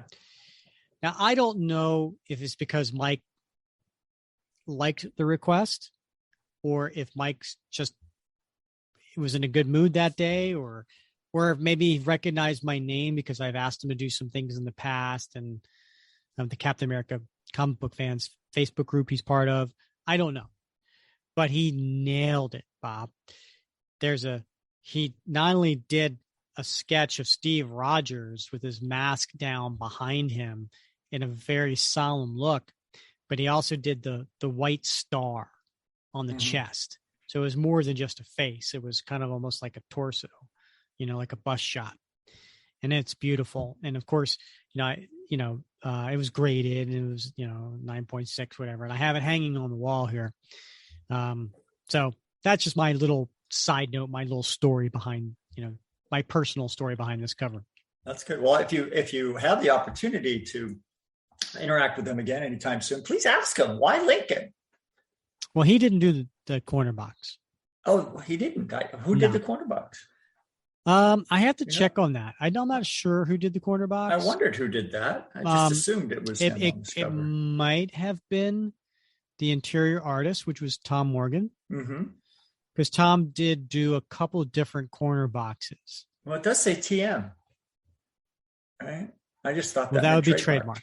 Yeah. Well, I thought it might have been Tom Morgan. Yeah. No. Trademark Lincoln? I don't know, Ken. I don't know. So, yeah, Tom Morgan's back for this. He's penciling. Inking is Bob McLeod. Colorist is Ken Vidunowitz. Letterer Diana Albers. Editor Don Daly. And this had a cover date of August 1987, which means it probably came out in about June of 1987. And this title is called The Choice. 6:05 a.m., Washington, D.C. And we have a guy parachuting onto the Washington Monument. And he's wearing like all dark clothes. He's got belts over him, and he's got like a bullet bolero belt and a backpack. And he's landing on top of the Washington Monument. And he says, "Wind's picked up, overshooting my mark. Got to pull right. I can still make it. Just a few more feet. I'm doing it. Come on, baby. Yeah. Touchdown." And he grabs hold of it, and he's got some sort of like magnetic device to suction himself. Whoa, wind nearly blew me off. Gotta detach my chute. Quick. Just secure it with a clamp. There. Now to get out of my folding platform. And what's his parachute is got a white parachute with red letters on it, Bob. What did he write on it? I believe it says "Make war some more." Warhead. So this character's name is Warhead. Steady, man. You drop it and it's going to be mighty uncomfortable sitting up there. Hee-haw! I made it. I'm on top of the world, Ma. Washington Warhead has landed. 6:18 a.m. And there's a couple of police officers in a police car in there. Holy Joe, Fred. Tell me you see what I see. I see it all right. Somebody hung a sign on the... Wait a minute. Do I see somebody up on top of it? And he pulls out the CB. This is Unit 54. We've got a flagpole sitter atop the Washington Monument. Possible jumper. Request backup. Take it easy. And we're back to Warhead, who's on top. And by the way, there's a lot of winds flowing up there. Take it easy, man. The hardest part's done. From here on, it's a cinch. Let's see. Megaphone, canteens, rations, pistol. Hey, my rations. Blasted wind snatched them. Now I got no chow. Who gives a rip? Real men don't eat what my mom packed anyway. Hey, Fred, he dropped or threw something. Something wrapped in plastic. And the police officer gets out his bullhorn. Hey, you! What do you think you're doing up there? I'm helping the arms race, pig, with my very own thermonuclear device. 7:45 a.m. at the Pentagon. I'm not certain what time the Pentagon opens for business, but there's one sure way to find out. Locked. So it's Captain America going up to the door of the Pentagon. I'll wait. Someone is certain to show up sooner or later. 8:07 a.m. and he's going through the security detail. The medal you're reading is in my chainmail shirt. Yeah, Avengers ID number 839-55-819A, Captain America. Right. 8:16 a.m. I'll see if General Wexler can see you now. 8:17 a.m. And then there's General Wexler, who's Oh, much. I would say this guy is looking like a 70-year-old white man, receding hairline, white mustache. Every general you've ever seen. Yes, pretty much. Captain America. Good to see you, old boy. Sorry about the security check.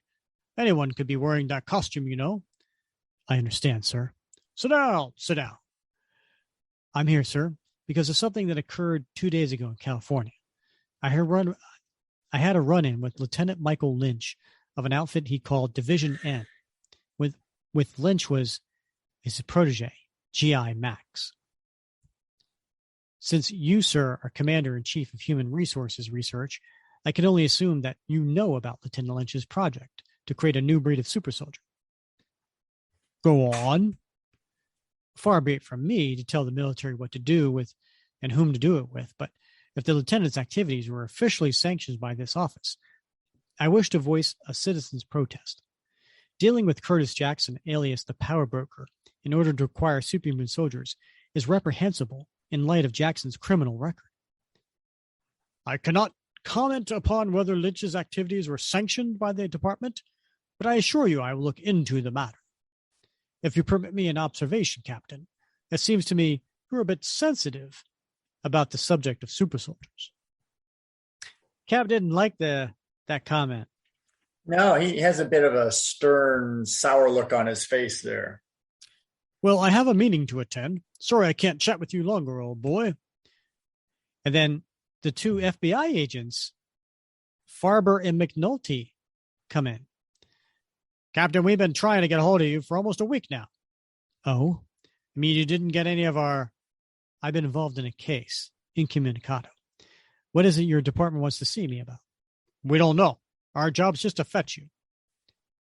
So we cut back to the Washington Monument. It's 9:20 a.m. Who is he, Lance? That human fly guy? And the police officer says, hold on, a helicopter is on his way to get you down. Mommy, what's his sign mean? Make worse and more. What you think, officer? Another crazed Nam vet trying to get a movie on the week made out of him? So Warhead doesn't like this, and he's at the very top. No helicopters. I'm armed and dangerous. Any attempt to subdue me, and I'll open fire on the crowd. And he fires his machine gun up in the air. Get down. He's shooting. Let me out of here. Nut thinks he's Rambo. So, Bob, who's Rambo? John Rambo. He's your worst nightmare, Rick. Oh, really? Why is that? Yeah. He'll wait for you to draw first blood, but like he will come after you like nobody's business. Unless Colonel Troutman steps in, calls him off. How would you describe Rambo? Well, I would describe Rambo as probably the worst caricature of a Vietnam vet that has ever been turned into a movie. Now, mind you, I love those movies. I love Sylvester Stallone, love those movies, but just the whole sort of mythos of the crazed Vietnam vet who can't get past the war and has these violent outbursts. That's what the sort of at least First Blood, the original First Blood, up in, Washington State, gets picked on by the police, snaps, flees. The police are trying to get him, and then he starts picking off the police one at a time up in the mountains, right? It's a classic movie, no doubt about it. Classic Sylvester Stallone. But, problematic. Yeah. But extremely popular. Oh, yeah. And so I recall hearing, various like interviews or listening or reading various interviews with Mark Gruenwald at the time. And that was part of his reason for doing this story about John Walker, because there were a lot of readers that were writing in and stating that why can't Captain America be more like Rambo? Right? He was more of a Boy Scout. He was a goody two shoe. He didn't really fit what was popular at that time.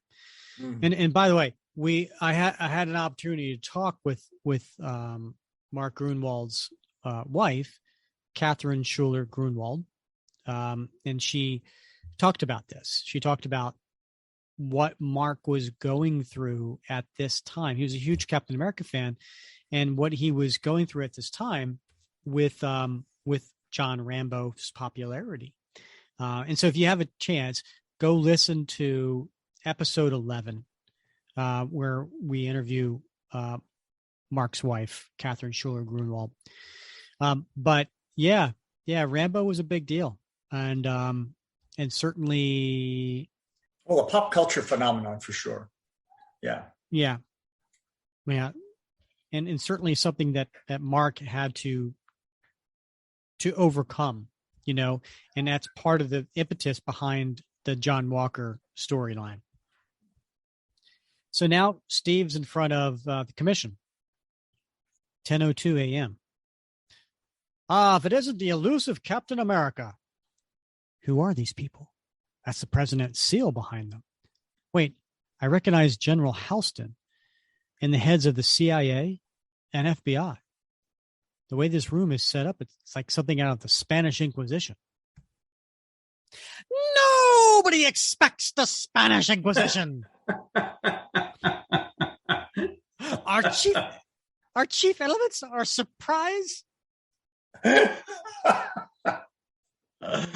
I just knew you were going to pull that one out. And our fanatical devotion to the Pope. Well played. Captain, we are the commission, a specially appointed task force operating under the direct command of the president. Our specific purview is this nation's special operatives, namely those who the media have dubbed super people.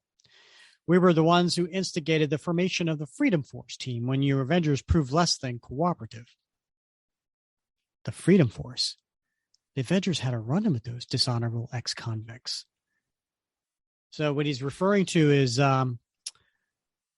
back in Avengers Annual number 15, it was the Brotherhood of Evil Mutants basically were kind of pardoned if they became the Freedom Force and worked under the government's rules. Recently, the commission has been evaluating you, Captain America's first special operative. This is what we found. 1, the U.S. government totally financed Project Rebirth, the program designed to develop an army of American super soldiers back in 1941.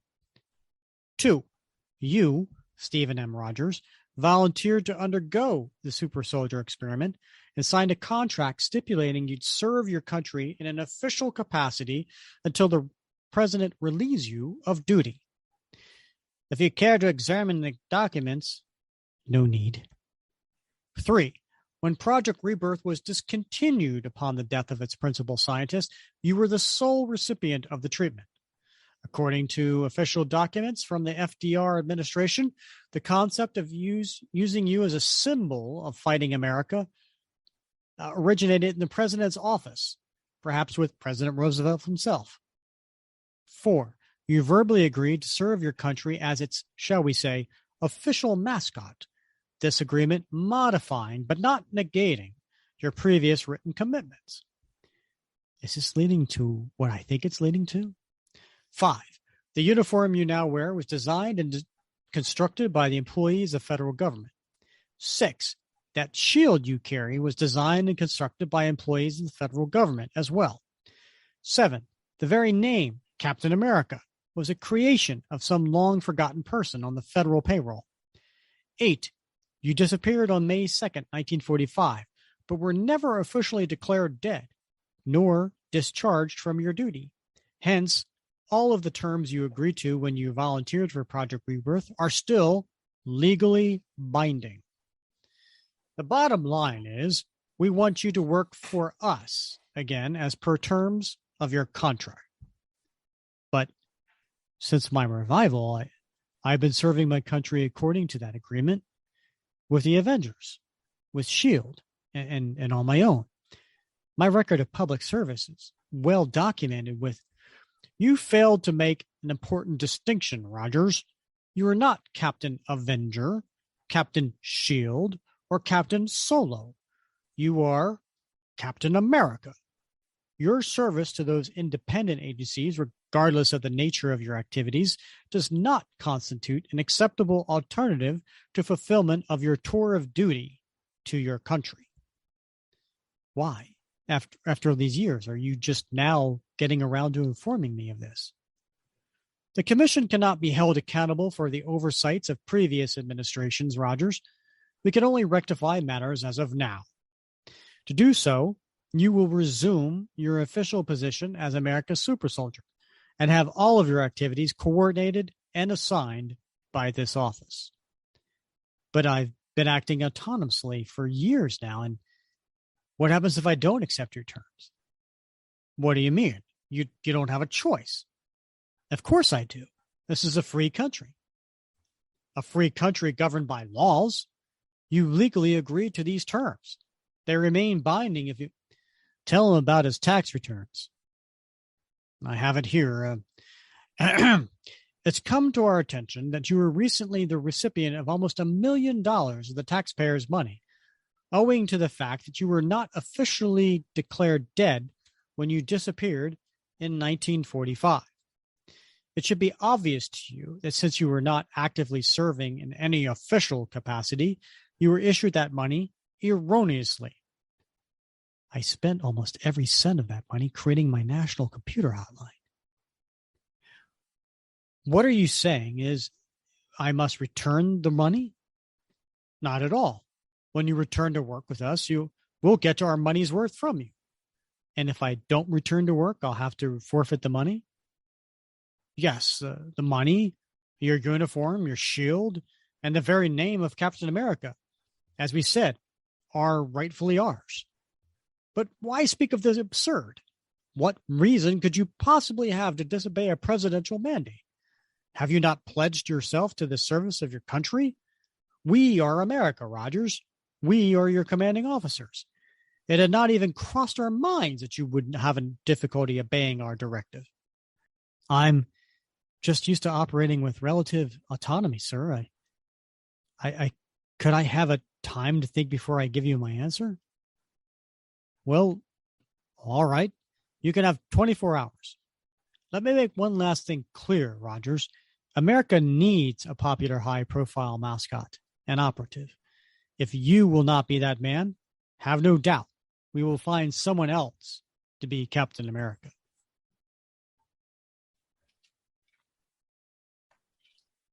That's pretty heavy, Bob. That is heavy. It's a lot to put on you and give you 24 hours for crying out loud.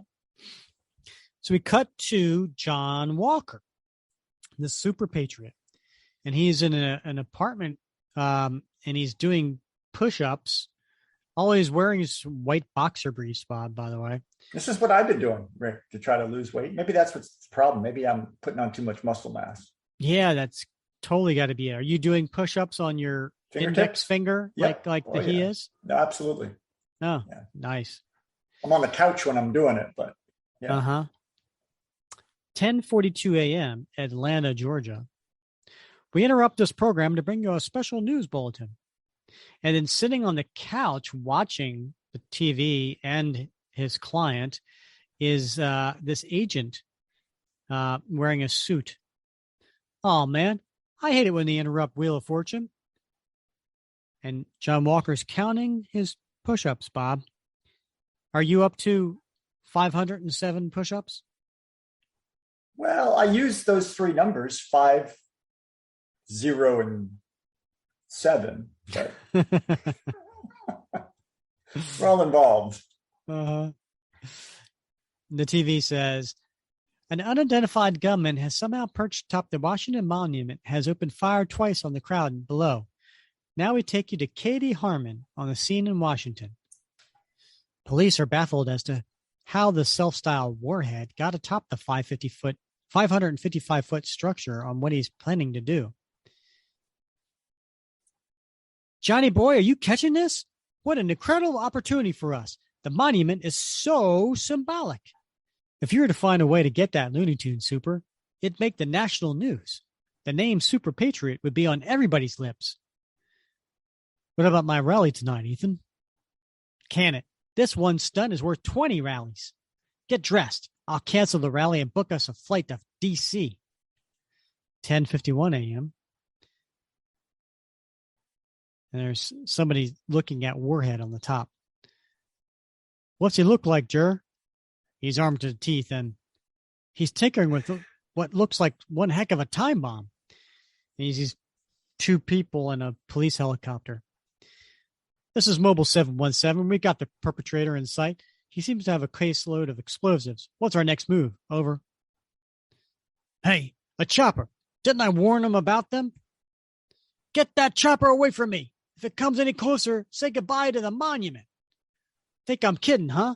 He pulls out a grenade from his belt, Bob, and pulling the tab from the grenade with his teeth in a very dramatic way.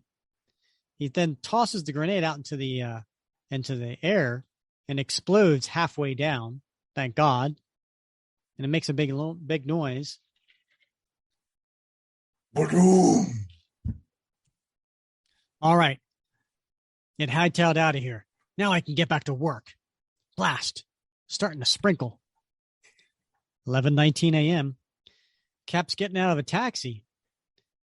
Sure this is where you want to stay, Cap? I'm on a budget. You too? 11:24 a.m. Cap's in a hotel room and he tosses his shield on the bed. Guess he's still in Washington, D.C. Feels like I should talk to somebody. Never before I've had such a rough time making a clear decision. Who's the first person he thinks of? Bernie. Hello? Steve? Of course I know who you are. Bernie's old beau. Nope. Sorry. She's in class right now. Can I take a message? Suit yourself. Should have guessed she'd be out at this time of day.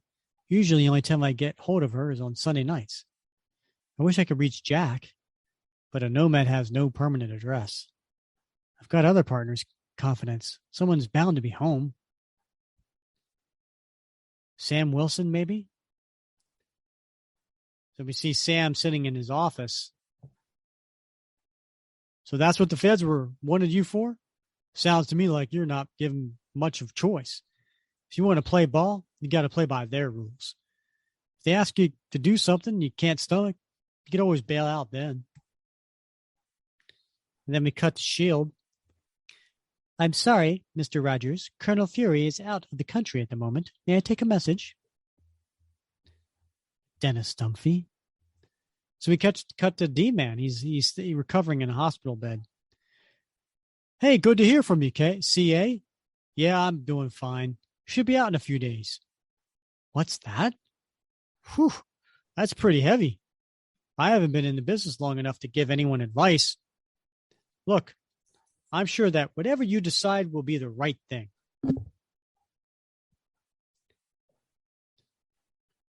And then we get to an answer machine at the Avengers Mansion. Hiya, you've reached the private line of Hawkeye, the marksman. I can't come to the phone right now because I'm out saving the world. But if you leave your name, Captain Marvel. So he gets a hold of Captain Marvel. What's her name again, Bob? Monica Rambeau, isn't it? Yeah, Monica Rambeau. Don't know, but something seems fishy about it. Think it has anything to do with the NSC's refusal to reinstate the Avengers security clearance? NSC, Bob, that's the National Security Council. It is, yeah. Why don't I give you the number of the lawyer we have on retainer? Ask her opinion of the legality of all of it. So Cap's just laying on the bed. He's very frustrated, right? He's holding the phone. Who'd ever think it would come to this? My having to consult a lawyer to advise me if my country is being straight with me. No, those men are not my country. They are only paid bureaucrats of the country's current administration. They represent the country's political system, while I represent those intangibles upon which our nation was founded: liberty, justice, dignity, the pursuit of happiness. That really is my major stumbling block with their plan for me. By going back to my wartime role as a glorified agent of America's official policies, I'd be compromising my effectiveness as a symbol that transcends mere politics. What a dilemma. We cut back to the Washington Monument, Bob, 1:33 p.m., and we have Warhead on his megaphone.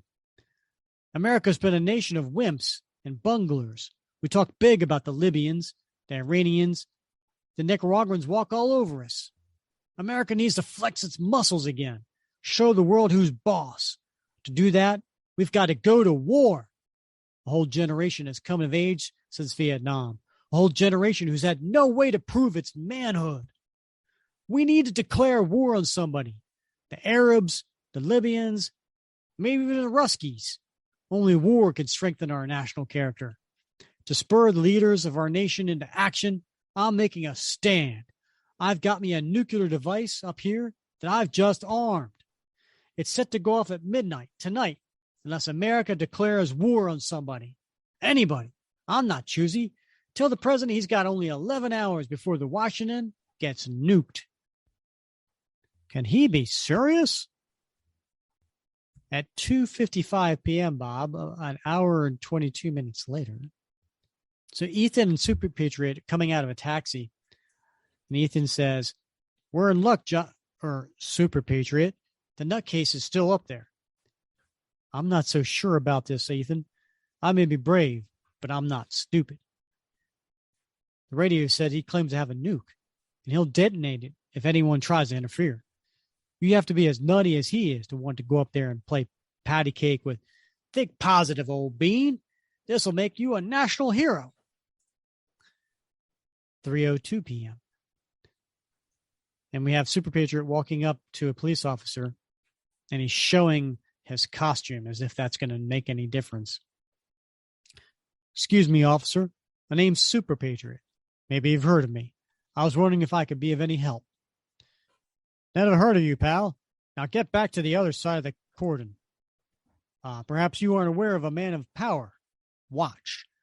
And he takes the, one of the, what do you call those things? Sawhorse, yeah. Yeah, right. And it said, police line, do not cross. He takes it and he snaps it in half. And the police officer says, real cute. That won't mean spit to a guy with a nuclear bomb. Now get lost before I book you for destroying city property. So he goes back to Ethan. Well, what happened? They really don't want my help, Ethan.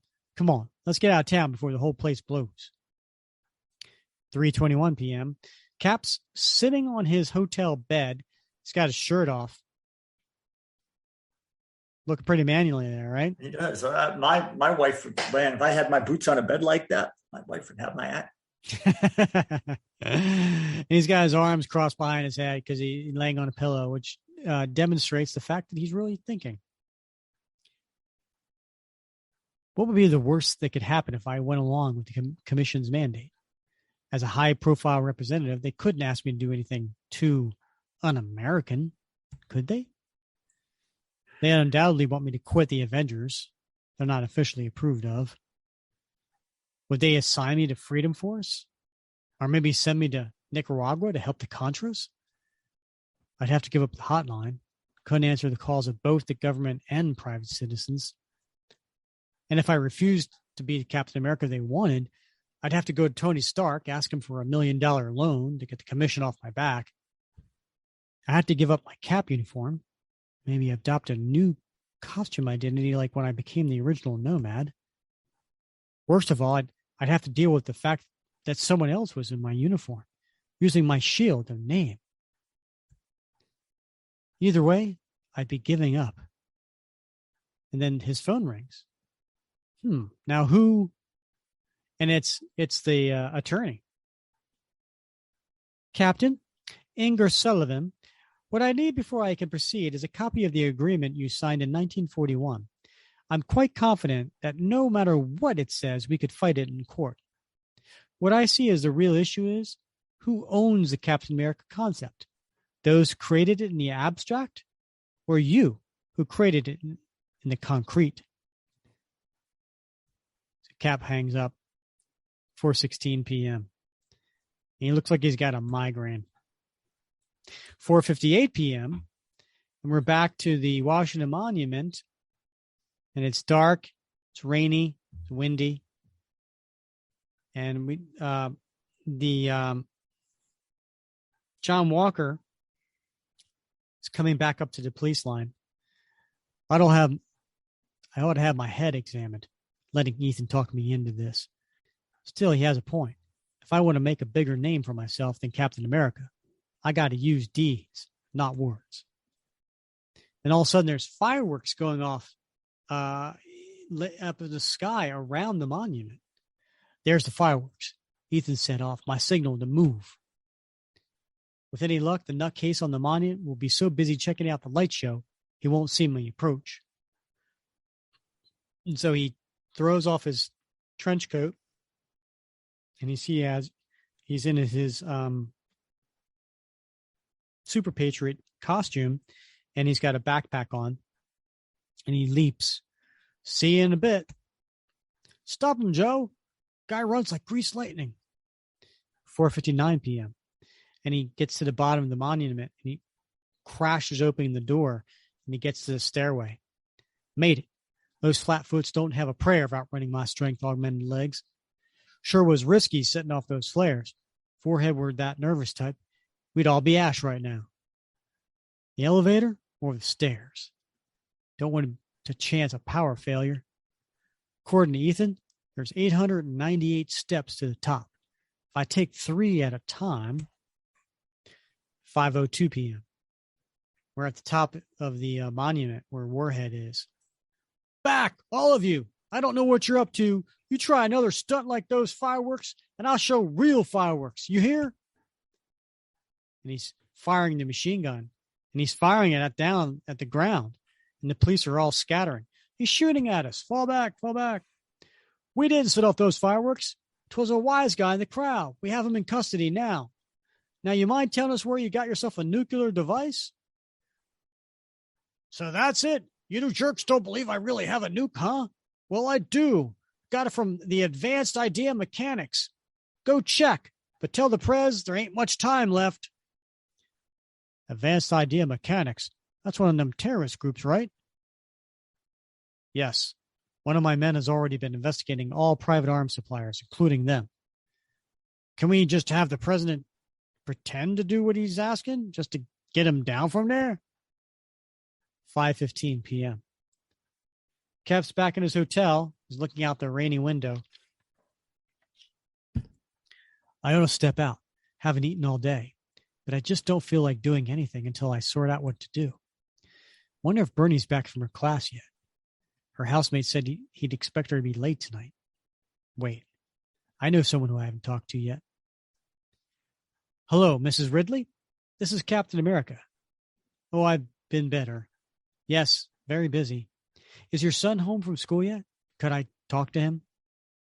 So yeah. Ram gets on the phone. Hello, Ram speaking. Cap. Oh, wow. I didn't expect to hear from you. What can I do for you? You just want to talk to me? Sure. You kidding? I'll never get tired of being one of your stars and stripes. You can't believe how many friends I've made through the computer network. It's the best thing that's ever happened to me, besides getting to meet you. Nope. I'll help you all I can no matter what happens, even after I start dating.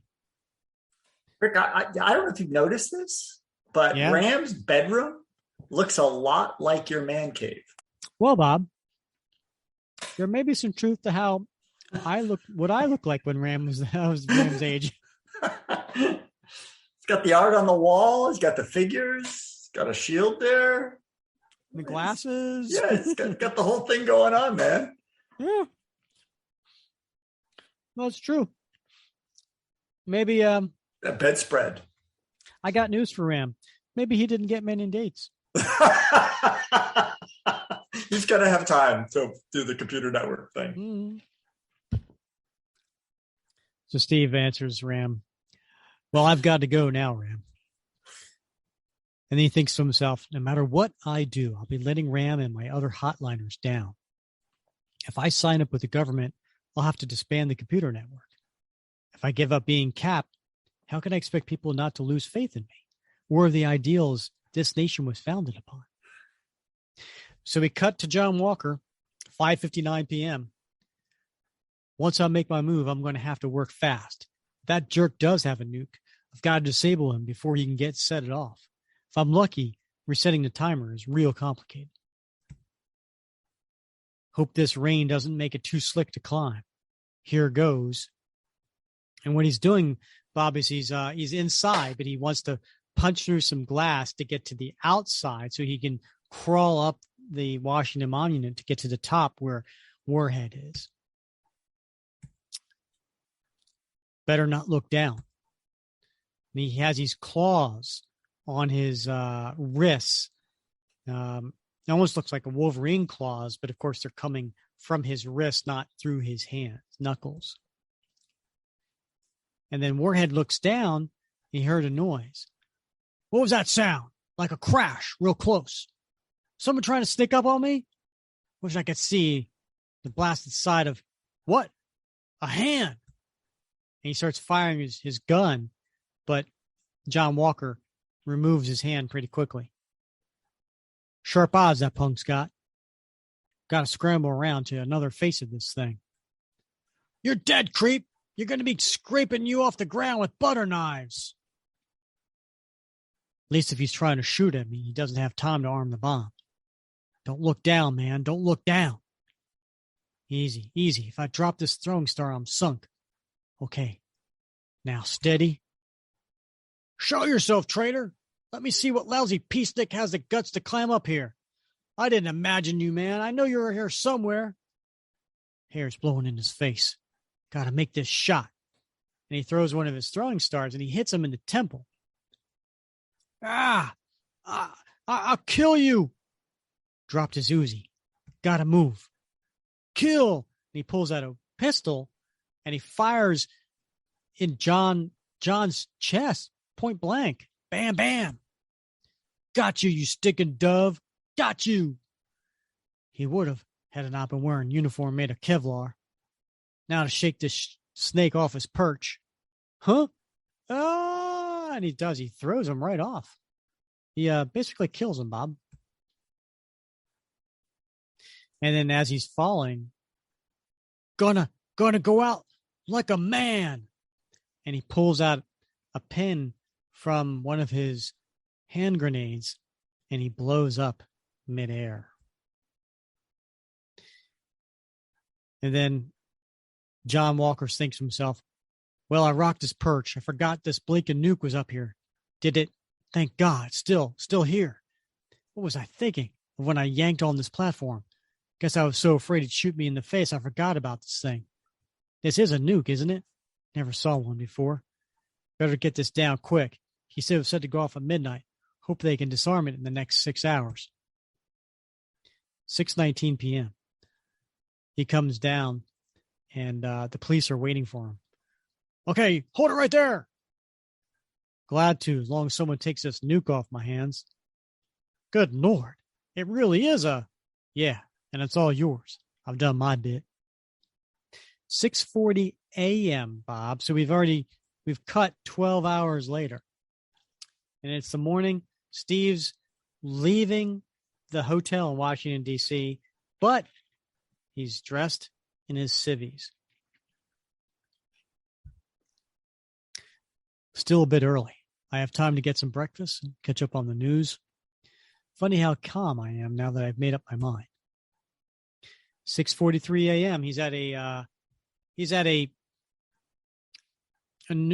news booth, right, Bob? What do they call it? Newsstand. Thank you. Yeah, a little booth on the side of the street. There's a guy there, and he's selling magazines and he's selling comic books. Matter of fact, there's a Captain America comic book. But he grabs the newspaper. What's this? Super Patriot frees Washington Monument. Terrorist commits suicide. Nuclear device disarmed. Looks like I missed a lot locked away in my hotel room all yesterday. Super Patriot seems to be the man of the year. 7:59 a.m. Cap gets out of a cab in front of the Pentagon. Keep it. 8:02 a.m.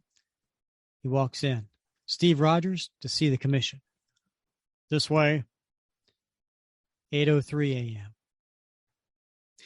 It's interesting that Mark keeps marking the time, right? Right. Yeah. 8:08 a.m. He's walking down a corridor. Go in. They've been expecting you. So he goes into that big hall with the presidential seal and everybody sitting in these tall booth cap stands in front of him. Gentlemen, I've given the matter we discussed yesterday a great deal of thought, and I regret to say that in all good conscience, I cannot accept your conditions of employment. Captain America was created to be a mere soldier, but I have made him far more than that. To return to being a mere soldier would be a betrayal of all I've striven for the better part of my career. To serve the country your way, I would have to give up my personal freedom and place myself in a position where I might have to compromise my ideals to obey your orders. I cannot represent the American government. The president does that. I must represent the American people. I represent the American dream, the freedom to strive to become all that you dream of being. Being Captain America has been my American dream. To become what you want me to be, I would have to compromise that dream, abandon what I have come to stand for. My commitment to the ideals of this country is greater than my commitment to a 40-year-old document. I am sorry, but that's the way it must be. Gentlemen, I believe these are yours. And he hands him the uniform and the shield. 8:12 a.m. The end of an era. Well, indeed, Bob. Mm-hmm. So think back, Rick. 1987, huh? What was your, how old were you then? 16, 17? Yeah, I was 16 and a half. 16 and a half. All right. Pick this up. It's a different time then, right? 1987 was a very different time in American society. Indeed. So, yeah, I had been at this point reading Captain America for 4 years. So I had been picking up this regularly, monthly for 4 years straight. And I think my reaction to this was, what? Whoa. This was huge. This was a huge time. And it was mind-blowing. But it was, of course, he's going to be Captain America next issue, right? I mean, Steve can't give up being Captain America, right? I mean, like this isn't something that's going to last, right? Yeah. Well, I mean, he'd done it before, temporarily at least. So, I mean, I guess the possibility was there, but I mean, in a broader sense, like, in 87, I was, like a sophomore, junior, probably a sophomore in military college, right? I was getting ready to have a career in the military, in the Marines, right? I was gung ho, I had a freaking poster of Reagan on my wall, right? Had this big framed front page of the Boston Herald from the invasion of Panama. Said our forces are standing tall again, right? Very reminiscent, we go through these cycles, right? I don't remember how I reacted. I remember this issue because I wasn't getting them regularly. I'd have to go back home to the comic book shop and like get back issues at this time because they weren't selling them up in Vermont where I was in college. But I think this would have hit me very, very differently than it does now. with the wisdom of like, a career in hindsight and, education and experience and having a family and all these other sorts of things. But back then, if I can remember who I was back then, it would have hit me very, very different. This would have left me very confused and bewildered, and not understanding what Cap was talking about. Right? Not grasping why he couldn't reconcile being Captain America with listening to the duly elected authorities and, of his country. Like that would have been confusing to me back then. Very much so. Like the commission was confused, right? When they said, why talk of the absurd, right? We don't, why are you even questioning the orders of your president? Like we didn't anticipate this would even be a possibility. Right. I wouldn't have anticipated it as a possibility back then, but again, I've changed over the course of a lifetime, and now I see what Gruenwald was talking about in that speech and in that wrestling with, Steve's decision about what to do and how he was genuinely torn. That hits home in a very different way for me now. That's an excellent point, Bob. And we're all, listen, 1987, that was 35 years ago, let's say, right? So hopefully we are all different since then. Hopefully we have grown, we have changed. It reminds me of a quote from Muhammad Ali, and I maybe I'm misremembering the quote, but it was something to the effect of, I'm hoping that, I'm not the same person that I was, when I was a kid, that I've grown. Right. And so, that's part of, Captain America has grown. Right. I mean, Mark Gruenwald masterfully does an excellent job in this, talking about how he's not the same person. He's grown, right?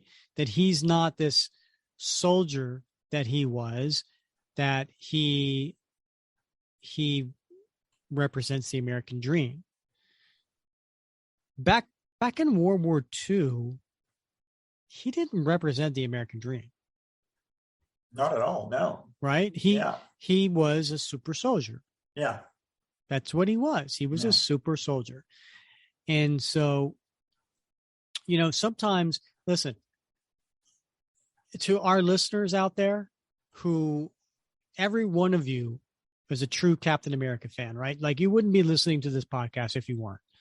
So we're not questioning anybody. We're not debating anybody. Everybody has their own version of which Captain America they love the most. Me personally, I'm not a big Golden Age fan.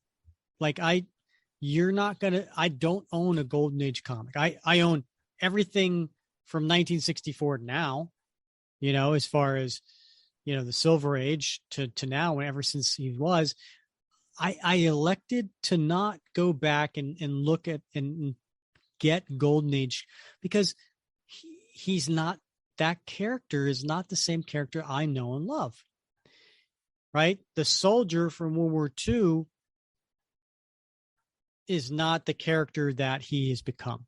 And so I'm a fan of the superhero, not the super soldier. And so it's interesting. I think Mark Gruenwald, in all honesty, was too. I think he made it very clear in this story that, he is someone who believes that Cap is going to struggle with doing the right thing.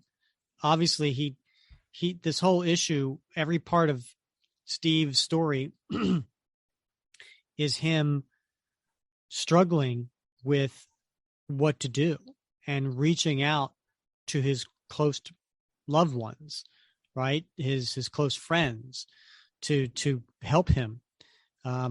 What what a human characteristic, right? What a relatable characteristic. That's part of the charm of Mark Gruenwald's characterization of Steve Rogers, I think. I do too. It's I'm going to do something that's often verboten, but it's interesting that in the cinematic universe, we often hear about the hero's arc, right? I mean, Tony Stark had his arc, Steve Rogers had his arc, and there was closure, right, to all those arcs. Over the course of many films, their character sort of evolved in a certain direction, and there was an opening and there was a closing. But in the comics, we don't ever really get a closing, right? True. But we have seen that character arc evolve from the Golden Age through, the late Golden Age, early Silver Age, and the character has continued to evolve. But the nature of the beast in that sort of dilated time, is it dilated time or compressed? What do they call it? I don't know, whatever it is, that sort of keeps things sort of time in the Marvel universe, never really marching too far forward. But we never get to the end of that arc. But it is a continuing process of, at least, certainly for Steve, his continuing evolution. Yeah, no, 100%. So this has been fun. I mean, right? We are on the road to the captain. And so, I know this has been a long episode. This is the second one. The first one was long. This one's long. They're all going to be long. My voice is gone. But thanks to you listeners for listening through this. We've captured, some of the highlights. I mean, we obviously went through every panel, but just captured, the importance and some of these moments in this history of Captain America, because this is a huge story, and we hope you stick with us as we continue this journey the second Wednesday of every month. As the next time we'll come back, we will do Road to the Captain Part 3, which will be issues 333 through 335. And we'll do that in episode 79. Come back next week for episode 75. And we're gonna go jump back into the time machine, Bob, from 1987. We're gonna go back to 1965, and we're gonna hit Tales of Suspense. When Captain America was in a solo stories with sharing the series with Iron Man. We're going to hit 62, which is I think it was Escape from Cell Block 10, right? Yeah, that's the first story that when we reviewed a few episodes ago, Captain America 260. That will be the story that 260 is the sequel to. So that'll be fun. And then we're also going to hit Tales of Suspense 64, which is a flashback to a World War II story. So we're going to go back to 1965, but heck, we're going to go back to World War II as well. So come back next episode 75 and we'll cover those issues. So Bob, as always, it has been so much fun wrapping Cap with you. Yeah, I particularly enjoyed your countdown. We should make that a recurring event. That was good. You're welcome, Bob. I'm happy to do it. Maybe next time we're going to do it in 1965. All right. He's Bob Lucius. I'm Rick Verbanis, and you've been listening to another episode of the Captain America Comic Book Fans Podcast. Or something like that.